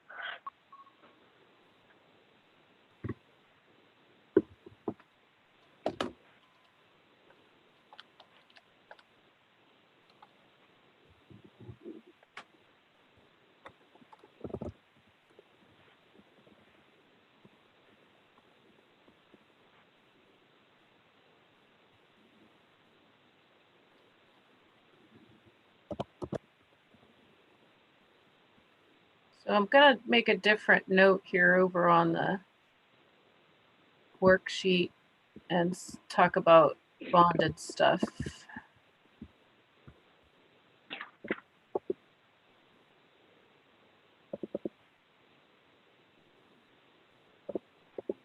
Is it time to circle back to the question of the long range planning?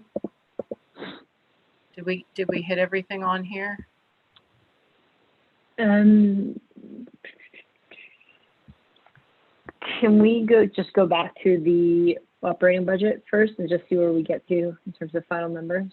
All right, I'm just going to make a quick note for myself here. I'm just kicking the can down the road. In the conversation. Let's be honest here. We're not going to leave this call without making a decision. But Okay. So here's our sort of total section. Put it off for 10 more minutes. Right. So we got up to here as of the town council's workshop. We landed with this amount that we had reduced. And then we have the COVID stuff here. And then here's a couple of other bitsy little reductions that I plugged in. We need to talk about athletics and activities, and you have a statement about that from Sandy. And then these things in white down here are the things that we had on the table, but then we didn't really grab them. So just a couple of maybe low hanging fruit for the K2 4th added teacher position. Is that in the reductions, or do we have 3 in the reductions? Yeah, I think there's 3, right? Right here. Okay.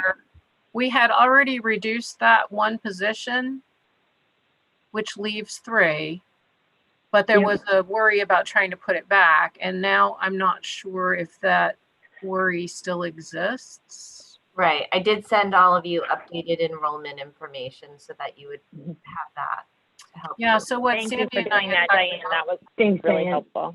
Sure. Yeah, I think after having that, I think we're probably looking at the numbers and the class sizes, we're probably okay with keeping that 1 reduction in there. So moving it from 4 to 3. I am okay with that. Okay. Yep, I would. Well, I just want to make sure that that's the recommendation. Is that the recommendation from us, do you mean? From the leadership. It is. Okay. Based on the numbers that we're seeing, Sandy and Diane and I have talked, and we feel like the 3 instead of 4 is a rational approach based on the enrollment that we're seeing. Okay, I just don't We want had the narrative. the To be- building principals in on that conversation as well. So Okay. that's on the list Awesome. sometime. I just don't want the narrative to be that we're reducing a teacher position. I want to make sure that it's clear that this reduction is a recommendation based on current enrollment projections. And remember, Well, It's an because it was addition. originally, it was And an it's an addition. investment. Yeah. right? It was Yeah. going to be a new position that was going to be added. So it, you know, it has nothing to do with positions that were in place for the 1920 school year. It's a reduction of initially investment. requested, of investment. So I just want to be clear. Yeah, It's important how that's messaged to the community, I think. yeah, and if It people is. were to go back and take a look at the investments proposal, it says right there that, you know, this is based on our enrollment projections at the time, and this is what we think we need, and it may be adjusted. So I think there's a pretty clear pathway there for people to understand what we're up to.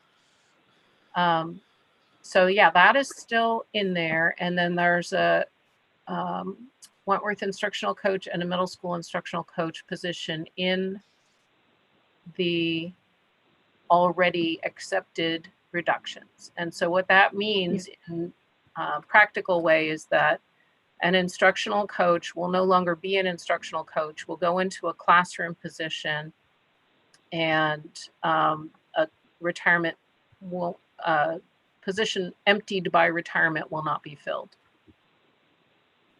Right. Okay. And then Kate, one other just final, again, low-hanging fruit before we get to the more difficult conversations, the funding that we're receiving from the CARES Act for COVID, the $100,000, is that already included in our non-tax revenues up above? No, because it's a different fund. You can't include it in your operating budget. It's federal money. So it's sort of like saying, well, we don't put our Title I money into our operating budget either. So we're not going to receive it as offsetting revenue for our operating budget. We're going to need to tell them that we're spending money and that we're claiming that money, and it's all going to be in a special fund. So what I had said the other day, and I just sort of said it glancingly, but you see this thing for sanitation, cleaning supplies, hand washing, PPE is $28,000. We've already spent like, I don't know, 50,000. And so what we had planned to do was to use the CARES Act money to buy what we've bought so far and only put $28,000 into the operating budget. Yeah. Does that make any sense? Yeah, it makes complete sense. And I guess I'm just trying to think, and maybe April and Alicia, you guys can help work through this. I'm just trying to think about how we position this and the way we talk about it, because it looks like we're getting this money and we're like, there's no line item. Right. We just need to be able to articulate that we already have plans for the money that's being spent, and that we're receiving it, and that we're not sort of ignoring the fact that we're receiving the money, which I know we're not. Yeah. But again, I'm trying. Yeah, I've to been were eliminate struggling with some- that. I think Yeah, that there's we a were struggling way with to that show at it. communication. I think what we would need to do is to say, well, what are you spending the 106,145 on? And it's, you know, gloves and gowns and masks and things. And, you know, the facilities modifications would be things like plexiglass dividers and making an extra room out of things. So I think that if we can't put it in the operating budget, but we can put it in a document that goes with the operating budget and says, oh, by the way, there's this CARES Act stuff too. And here's where it's going. I guess I'm still confused. I guess I'm still really confused, Kate. So the 106,145 is not reflected anywhere in the FY21 budget. Correct. Okay, but we have expenses in the FY21 budget that we are going to apply that money to. No, in FY21, Or we'll have an expenditure budget of $106,000 too. So think of it as if you were talking about Title I money that comes from the feds. We have a teacher this year, an ed tech that we're paying for from Title I. We have professional development. We have contracted services. none of that's in the operating budget, but there's a Title I grant application that says this is what we're spending that money on, and it's all tracked in Munis and it's all reported out to the feds. You guys only see it on a financial report as a line. Okay. So what's going to end up happening is that there'll be a line in that same federal grant section they're calling it ESSER now. Love the acronyms. You know, let's have 6 or 8 more acronyms before we get done. So there'll be an acronym that says you have $106,000 to spend, and you'll show expenditures, but they won't hit your operating budget. And that's why we can get away with only having $28,000 in there for stuff when we know we're probably going to spend the 128. I understand. Thank you. And I know it needs to be called out in a way that the public can understand it. I get that, and I'm thinking about how that would be, but I think it has to be sort of supplemental to the regular budget stuff. Yeah. So you're saying that it can't be the 106 plus the 28 because you're going to spend it before it hits?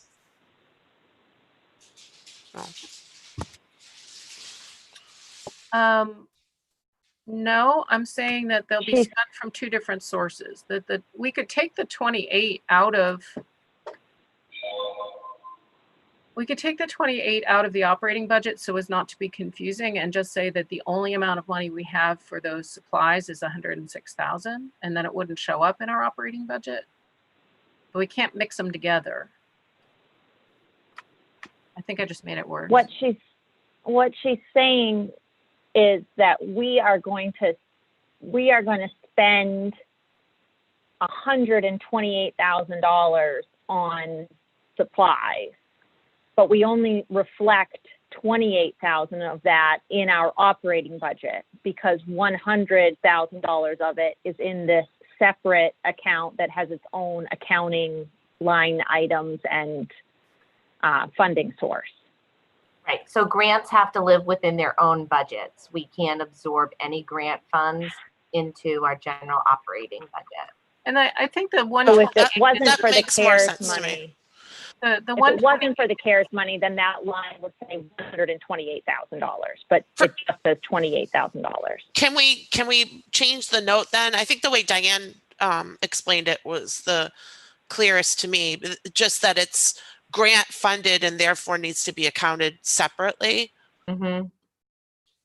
Yeah, and I think it's odd. I think the number 128 might feel a little weird, but that's exactly the number that we reduced for the curriculum position, which is why we just did a plus and minus. That's why it's 128. It could be, you know. Oh, okay. That's why there's such an odd amount. We used it up. Took a reduction and spent it. So Alicia, help me out here now. So I'm going to say grant funds from federal source. Oh, I can't see that. Not be mingled with operating budget or something like that. Diane said it better. So Hillary just messaged me and said, so to clarify, the COVID money is outside what is being spent and paid for by CARES. Right. No. Our COVID response money in our operating budget is over and above what we're getting from the CARES people.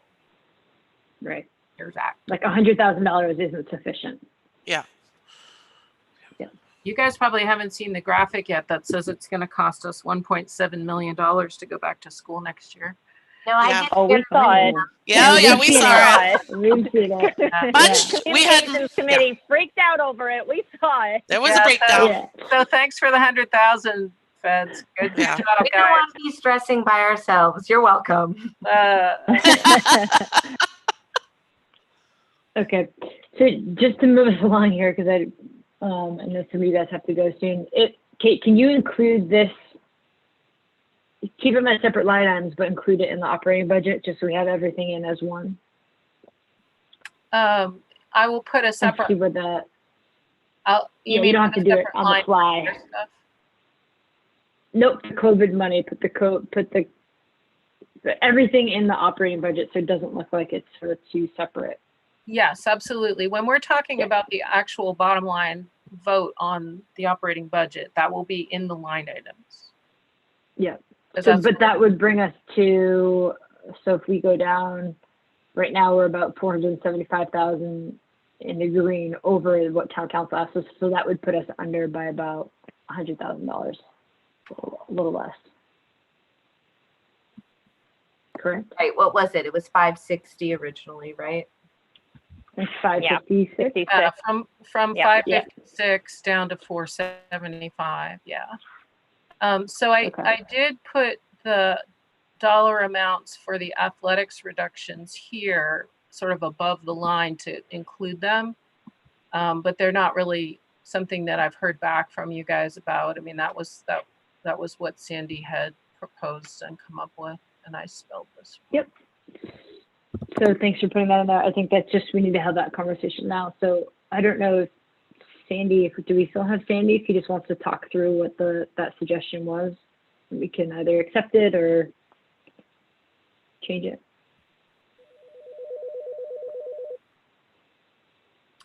Diane, you're on mute. I'm trying to tell Sandy he's on mute. Oh, okay. Do you want me to pull up the Sandy? Kate, I'm working from that sheet that came out on Monday, and it has 2 pages on it, page on the front and a page on the back. That's what I'm going to speak from. So I don't know if that's the same thing that you have here. let me see if I can find it. Are you talking about just the athletics proposal? Yeah, yeah. I go look for it here. Because I thought it really explains it well, and it's not overly complicated.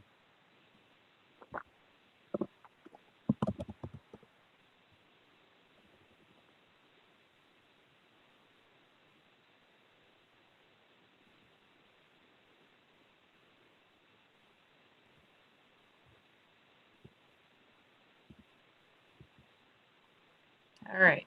Okay, good. Thank you. You bet.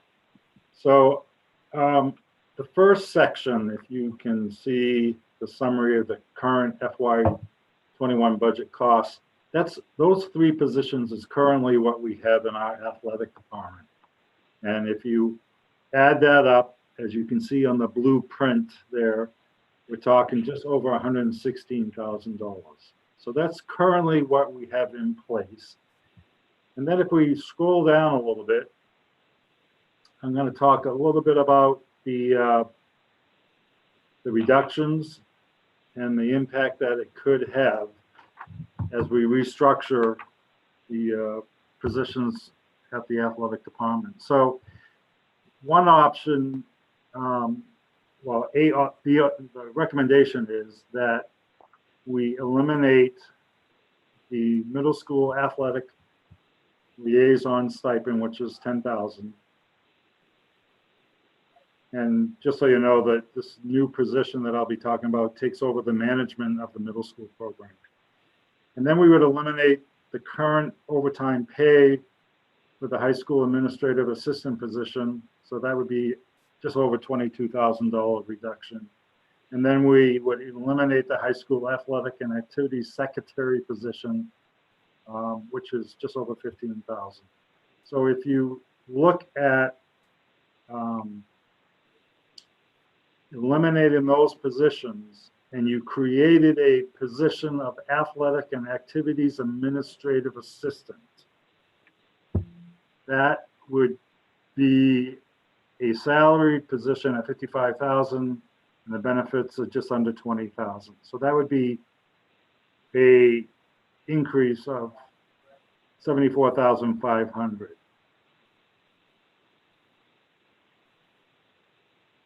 I don't want to go too fast because I don't want to lose you, but this is a savings in that with this reorganization, the budget would be $74,500, which is a reduction of $41,820. Diane, Mike, and I sat down with Kate last week and spent considerable amount of time trying to look at a way to restructure the athletic and student activities. Again, not overly excited to reduce any type of position, but given the demands and this budget, we felt that we came up with a really good solution that would give you a savings and would allow us still to do the work at the athletic department as far as administrative support for Mr. Legage and his department. And Sandy or Kate, can I? Yeah. Sorry, I just want to ask a clarifying question. I think, Kate, if you go back to the budget, there was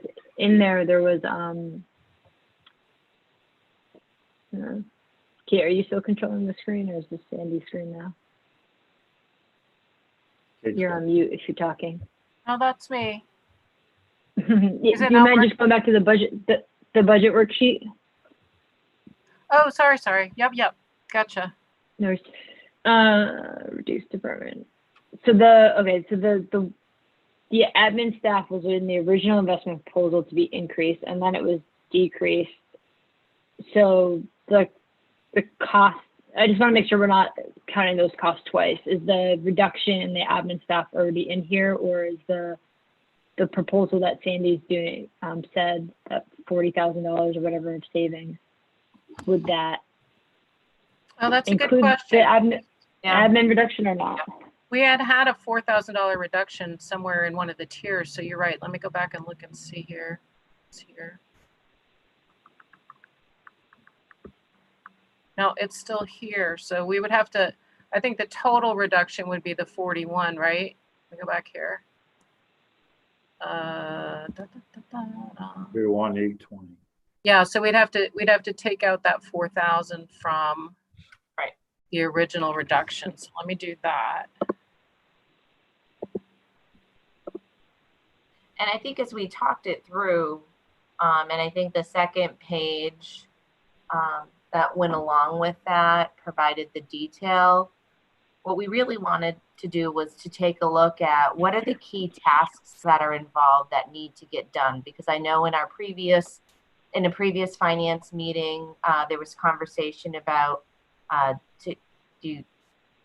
which admin assistant gets cut. Do you add more hours to the other admin assistant?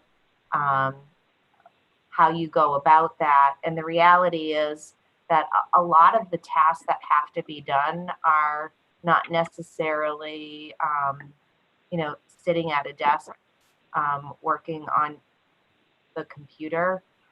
There are lots of different pieces that have to do with some physical management, setting up games, et cetera, et cetera.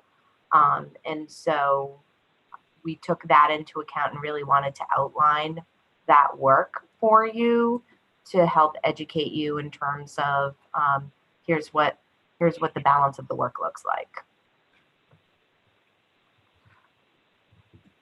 And then also, thank you for preparing that, Diane. Yeah, and also to be really honest in saying to you, regardless of what direction things go in, there are going to be some challenges that are going to be presented, right? And we know that to be true anytime we're looking at a reduction of staff, whether it's in this department, whether it's with teachers, whether it's in administrative, anytime that you're cutting staff, then that $1 million question is, so who do these tasks fall upon if there are critical things that need to continue to be done? And so we tried to also outline those to really paint the most accurate picture possible. What are the job descriptions of the athletic director? Because these all look like, this looks like a description of the athletic director's position. So just keep in mind that, we have our athletic director, but then we have 90% of our students who are involved in activities and athletics. And so it becomes really difficult for one human being to be able to accomplish all of those things without support. Yeah, I mean, I did some research of neighboring schools, and I'll say that our athletic department is overstaffed in comparison to similarly sized schools.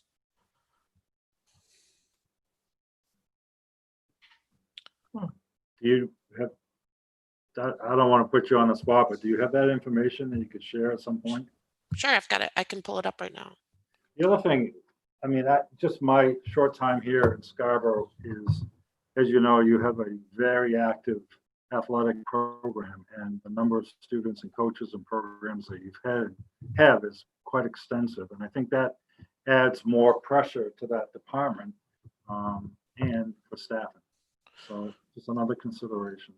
So, for example, Sandy, you came from Wyndham High School. They have 941 students. We have 973. This is from enrollment from, what was the date? It was a year-old enrollment. But current accessible information on the internet from schools' athletic department websites. Wyndham has one athletic director and then one athletic and facilities coordinator. Most schools, even schools that are much bigger, have support in terms in the form of a athletics secretary or an admin assistant, like more of the office work, I would say. Right. I know in Wyndham they have a secretary there with the AD. So Bangor High School, for example, has 1,203 students as of last year. More than 200 students than we have. They have one athletic director and one athletic secretary.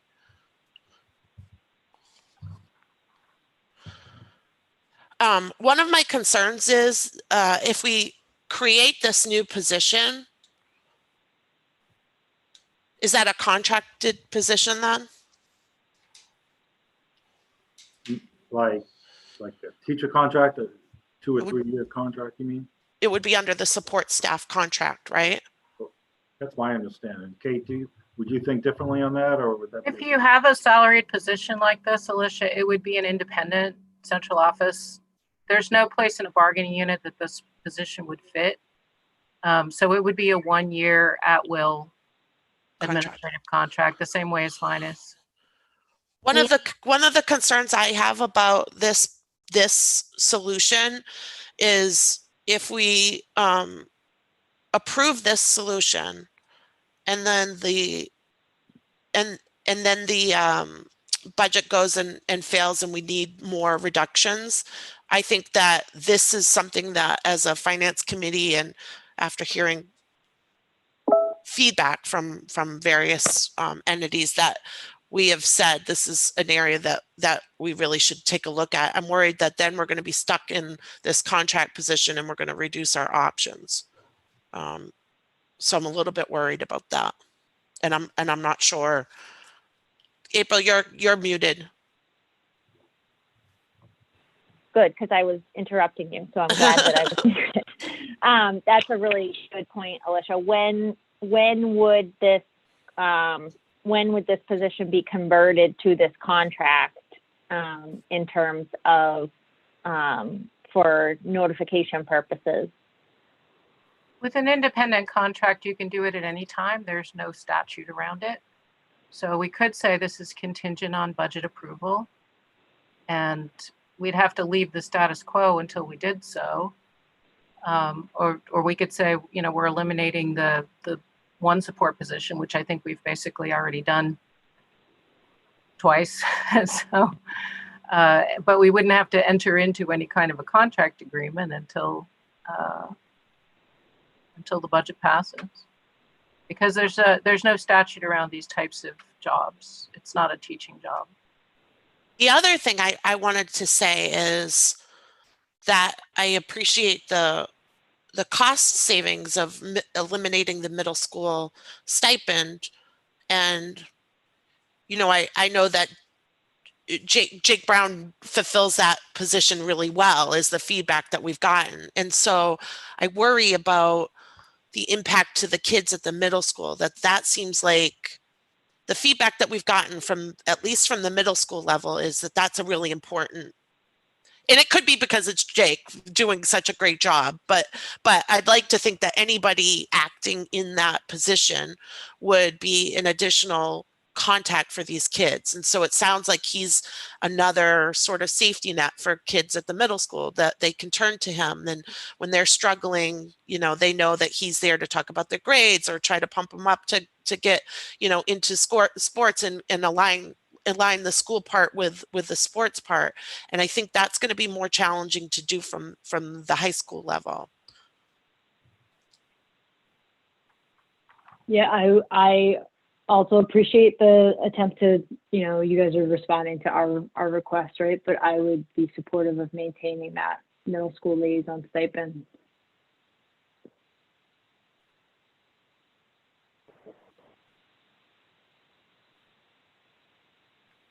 So if we did that, Sarah,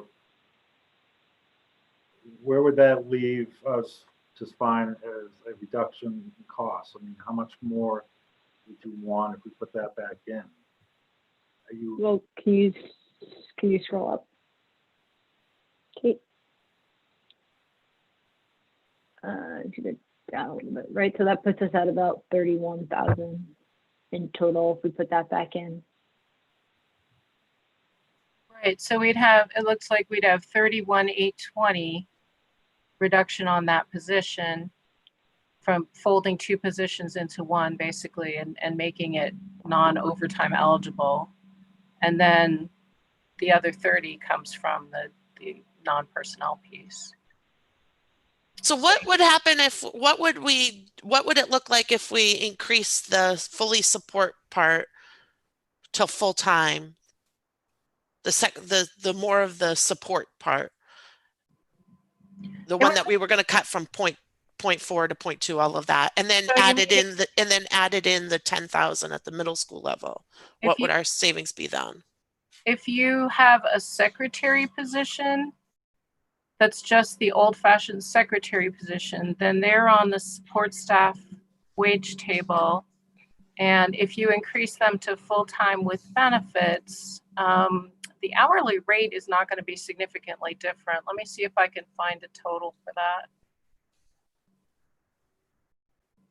Kate, I think when we had looked at it, it was $4 an hour different, so it wasn't between those two people. I think, what complicates it a little bit is that the person who's currently working part-time is not the person that we retain, because she's not available for full-time work, and we would want to keep the person who has the skill set that we need. So we would be offering Jordan the position as a secretary. And then the other issue is if Sarah wants to, and let's say majority of the finance committee agrees, retain the middle school position, that's then taking that away from the other positions. So in theory, that should be reduced.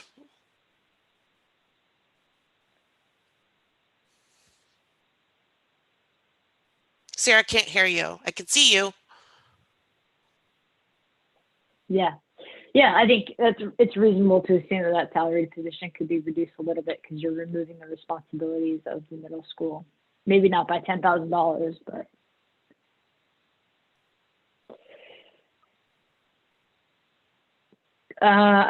We got to make a decision on this, guys. We can't keep going around. April, what are your thoughts?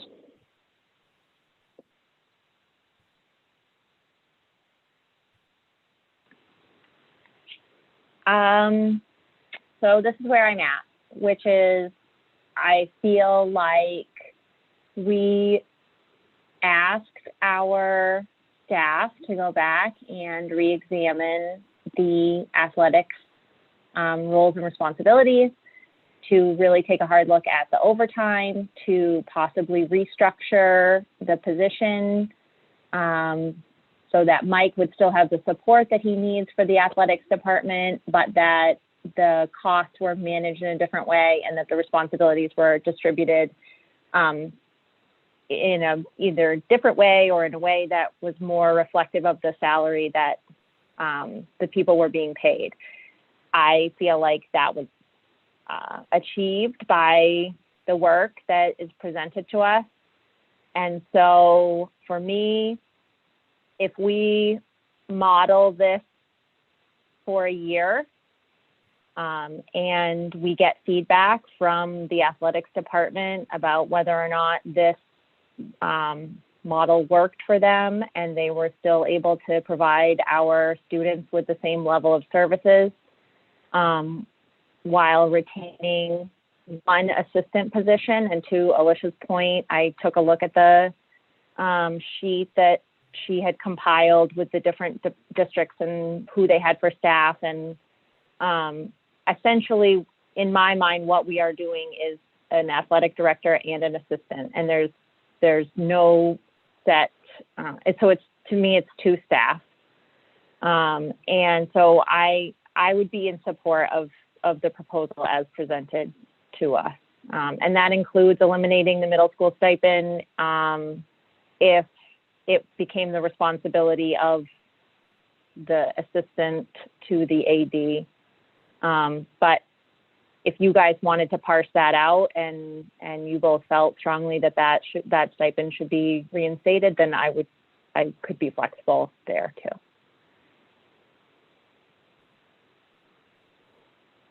Okay.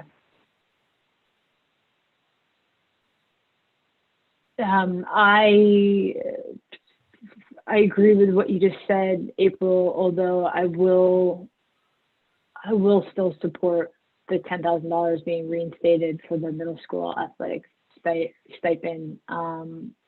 Either way we spin it, we're trying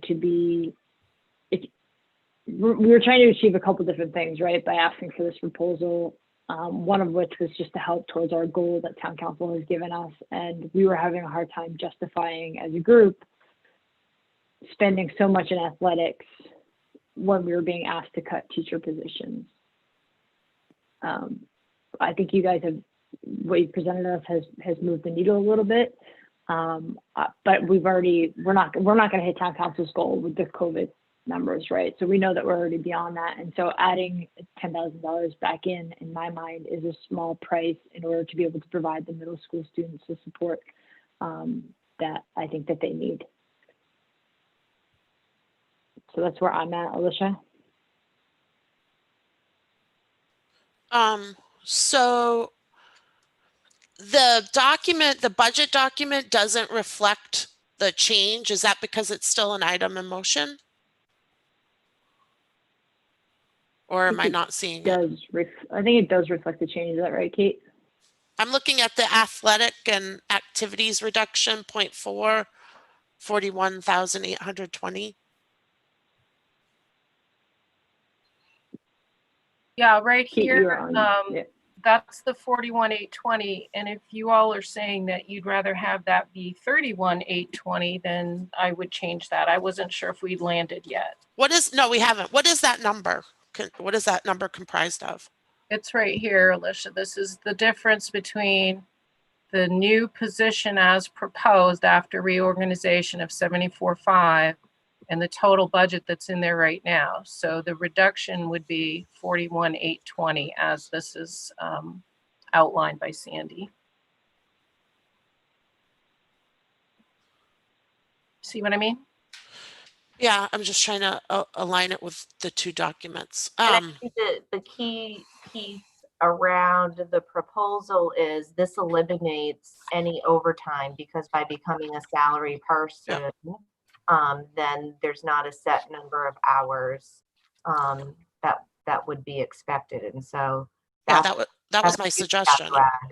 I think that's what it should have been all along. I actually, Diane, while I have you on the line about this, I'd love to, I think that we need to address that in policy so that we don't wind up in this position again about overtime and who approves it and that sort of thing. So I'd like to put that on the agenda. Sure. Kristen just asked a question. How does a $55,000 salary compare to a teacher salary? That's we average 88 for a teacher, right? What's the base salary, not including benefits? Salary and benefits is together is 88. So the base salary, I believe, is 46. 46. Let me find out for sure, though. I'm just making that up out of my head. So it's in the low. And to be clear, 0 years experience. right, to be clear, this position is being offered to Jordan with the experience that he brings to the position. Right. So Sarah, how much do you think that you should reduce that if we're going to add, if we're contemplating adding it, the middle school stipend back in and reducing the responsibilities? Oh, I mean, I don't know. You guys would have to tell me what the market rate is for these types of positions. Well, that's 10 grand for the stipend.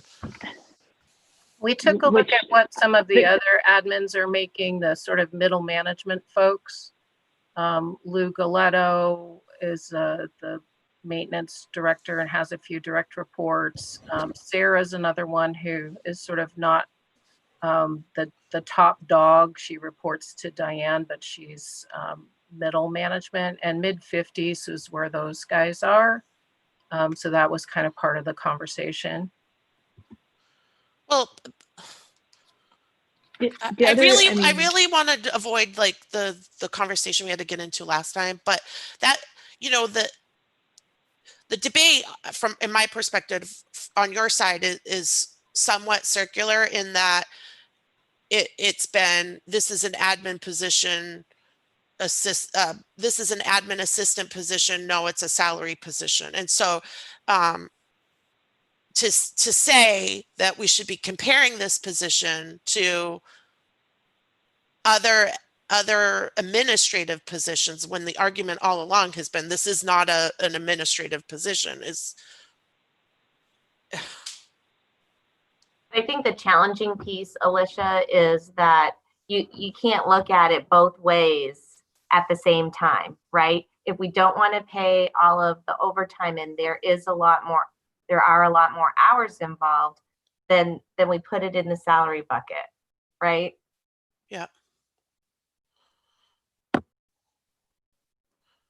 Just a suggestion, instead of reducing the salary position and just keeping, if we reinstate the middle school athletic stipend, could we just expand that role and have that help with some coverage on like the challenges?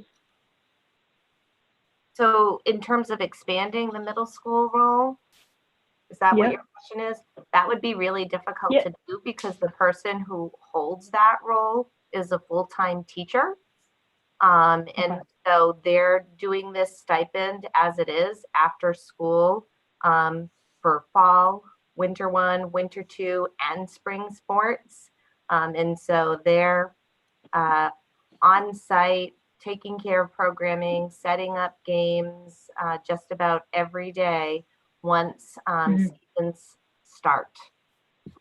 So in terms of an ad for having that person do even more, I'm not sure that we would be successful in finding someone who would be willing to work a full-time job as a teacher and do more than what that middle school position is doing. I think the reason why we added it into this proposal was that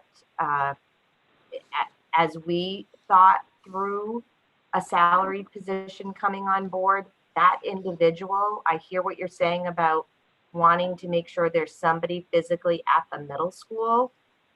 That individual could be spending some time at the middle school as part of this role. So that was the way in which we looked at it. And perhaps we weren't clear enough in how we described that. Okay. If that's the expectation, I'd feel more comfortable.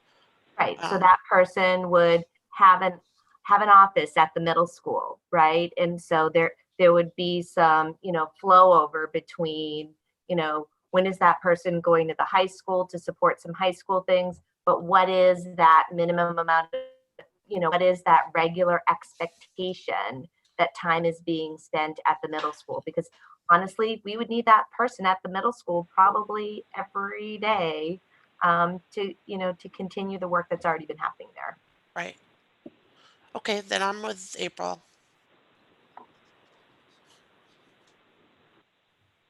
In support of the Support proposal of, as presented, Alicia? yes. Okay. Would you say that again? Are we at the 41 or are we at the 31 for reduction? 41. Okay. So I keep flipping back and forth. I'm hoping you can see the screen when I do that. Is it Yep. back to the budget doc? Yep. Cool. Okay, we're 15 minutes past my hard stop time. That worked out well We need for to you, make huh? Yeah. Yeah. I mean, the only other thing that we really need to make a decision on is the long-range planning.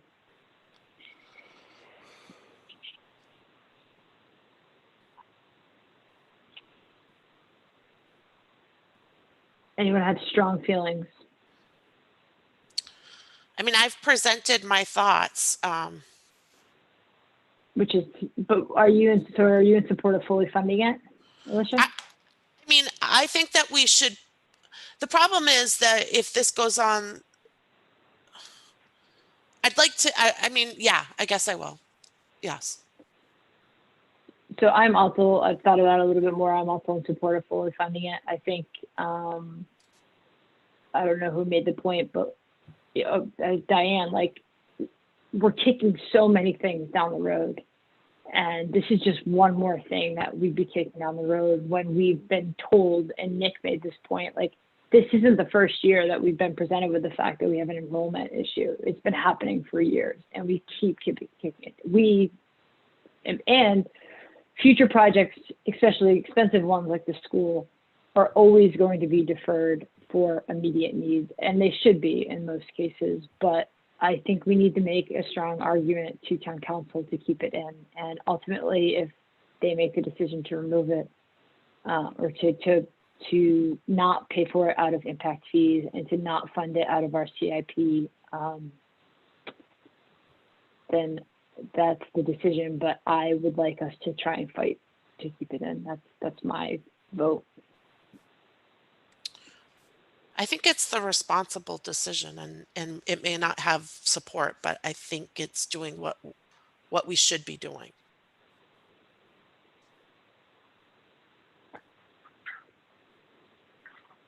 April? I am more in support of fully funding it than I am the 100,000.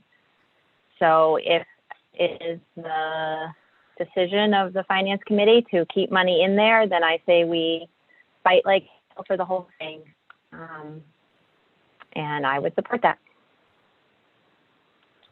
Okay. All right. Kate, did you get all those changes? If not, I have a list and I can send them over to you. But I think you were doing it on the fly.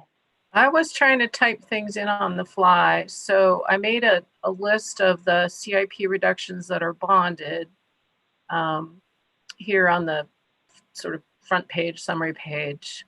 We've got CIP reductions, but what I need to add in there is to increase by 275. Is that's what we originally had said for long range? I think it was 375 was the quote, right, Alicia? I can't remember if it was 375 or 350. Pretty sure it's 375. 375 is what I remember also. Okay. Well, you're both younger than So me, yeah. 275. so I'll go with you. Yeah. So then just as next steps, Kate, if you don't mind just sending this over to me, I will draft something up that we can share with town council. And then April and Alicia, I'll run that by you, and assuming that, we're all happy with that, we'll share that with them, and then that will be, unless they make any changes at their finance committee meeting tomorrow night, which I wouldn't expect, this would be our second reading on Thursday. So where we're at right now is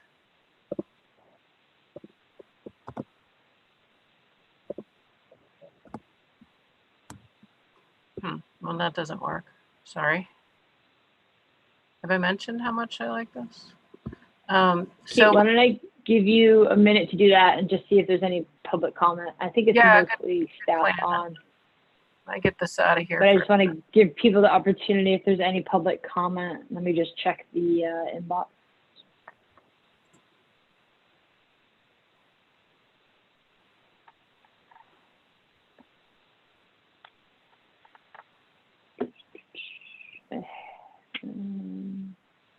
Spam.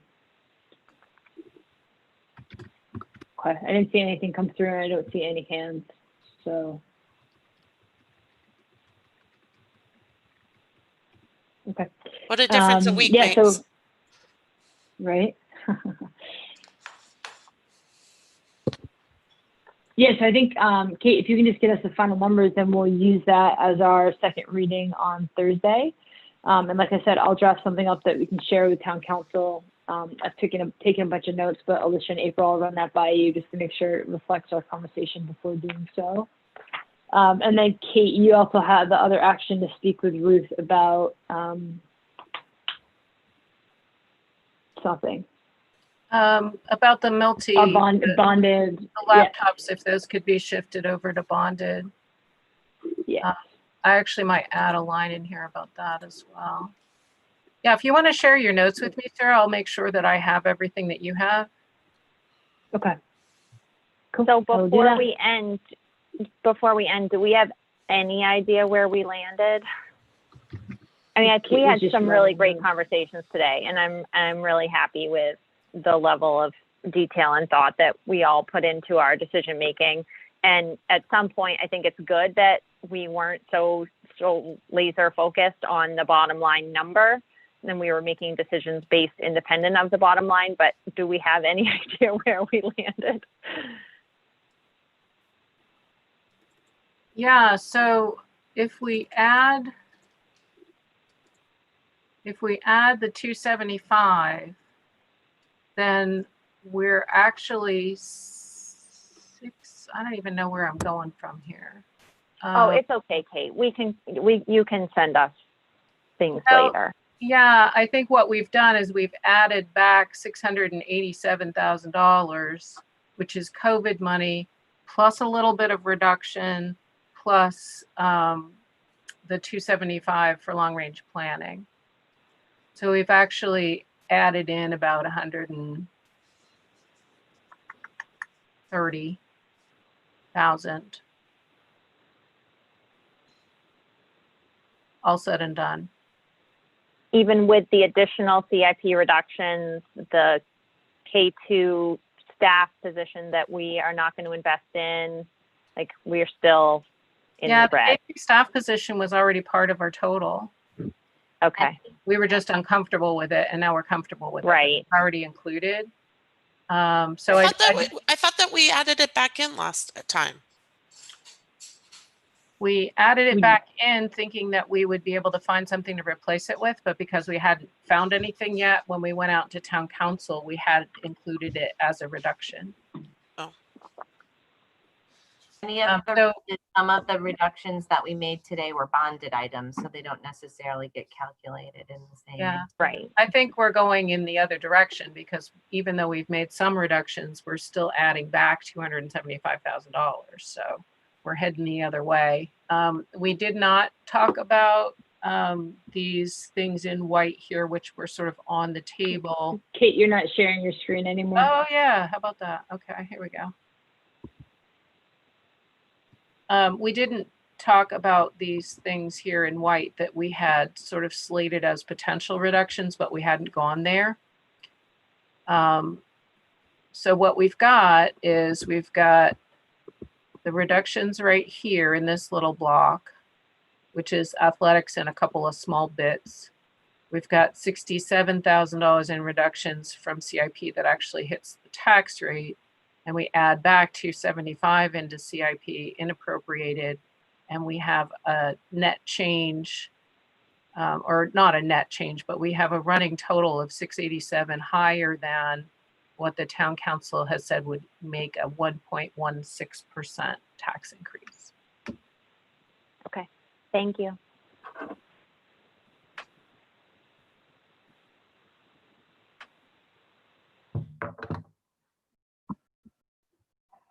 Okay. Any other questions or comments? No. So just to be sure I understand, I'm going to compile all of this into the right kinds of documents that we can have for Thursday night. And this is going to be what our team votes on, the school board votes on. And then if council wants to do something different next week, then we'll need to get back together and allocate that. After their second reading. After their second reading, correct. After their second reading, if they say, no, actually, you can't have what you've put on the table, then we'll have to figure out where that reduction is coming from. Okay. Yeah. That'll be so miserable. Yeah. So I'm going to be on vacation for the next 2 weeks. All right. Plan. Are we ready to call this? Let's call it. Thank you so much. Thank you. Thanks, everyone. Yeah. Thank you.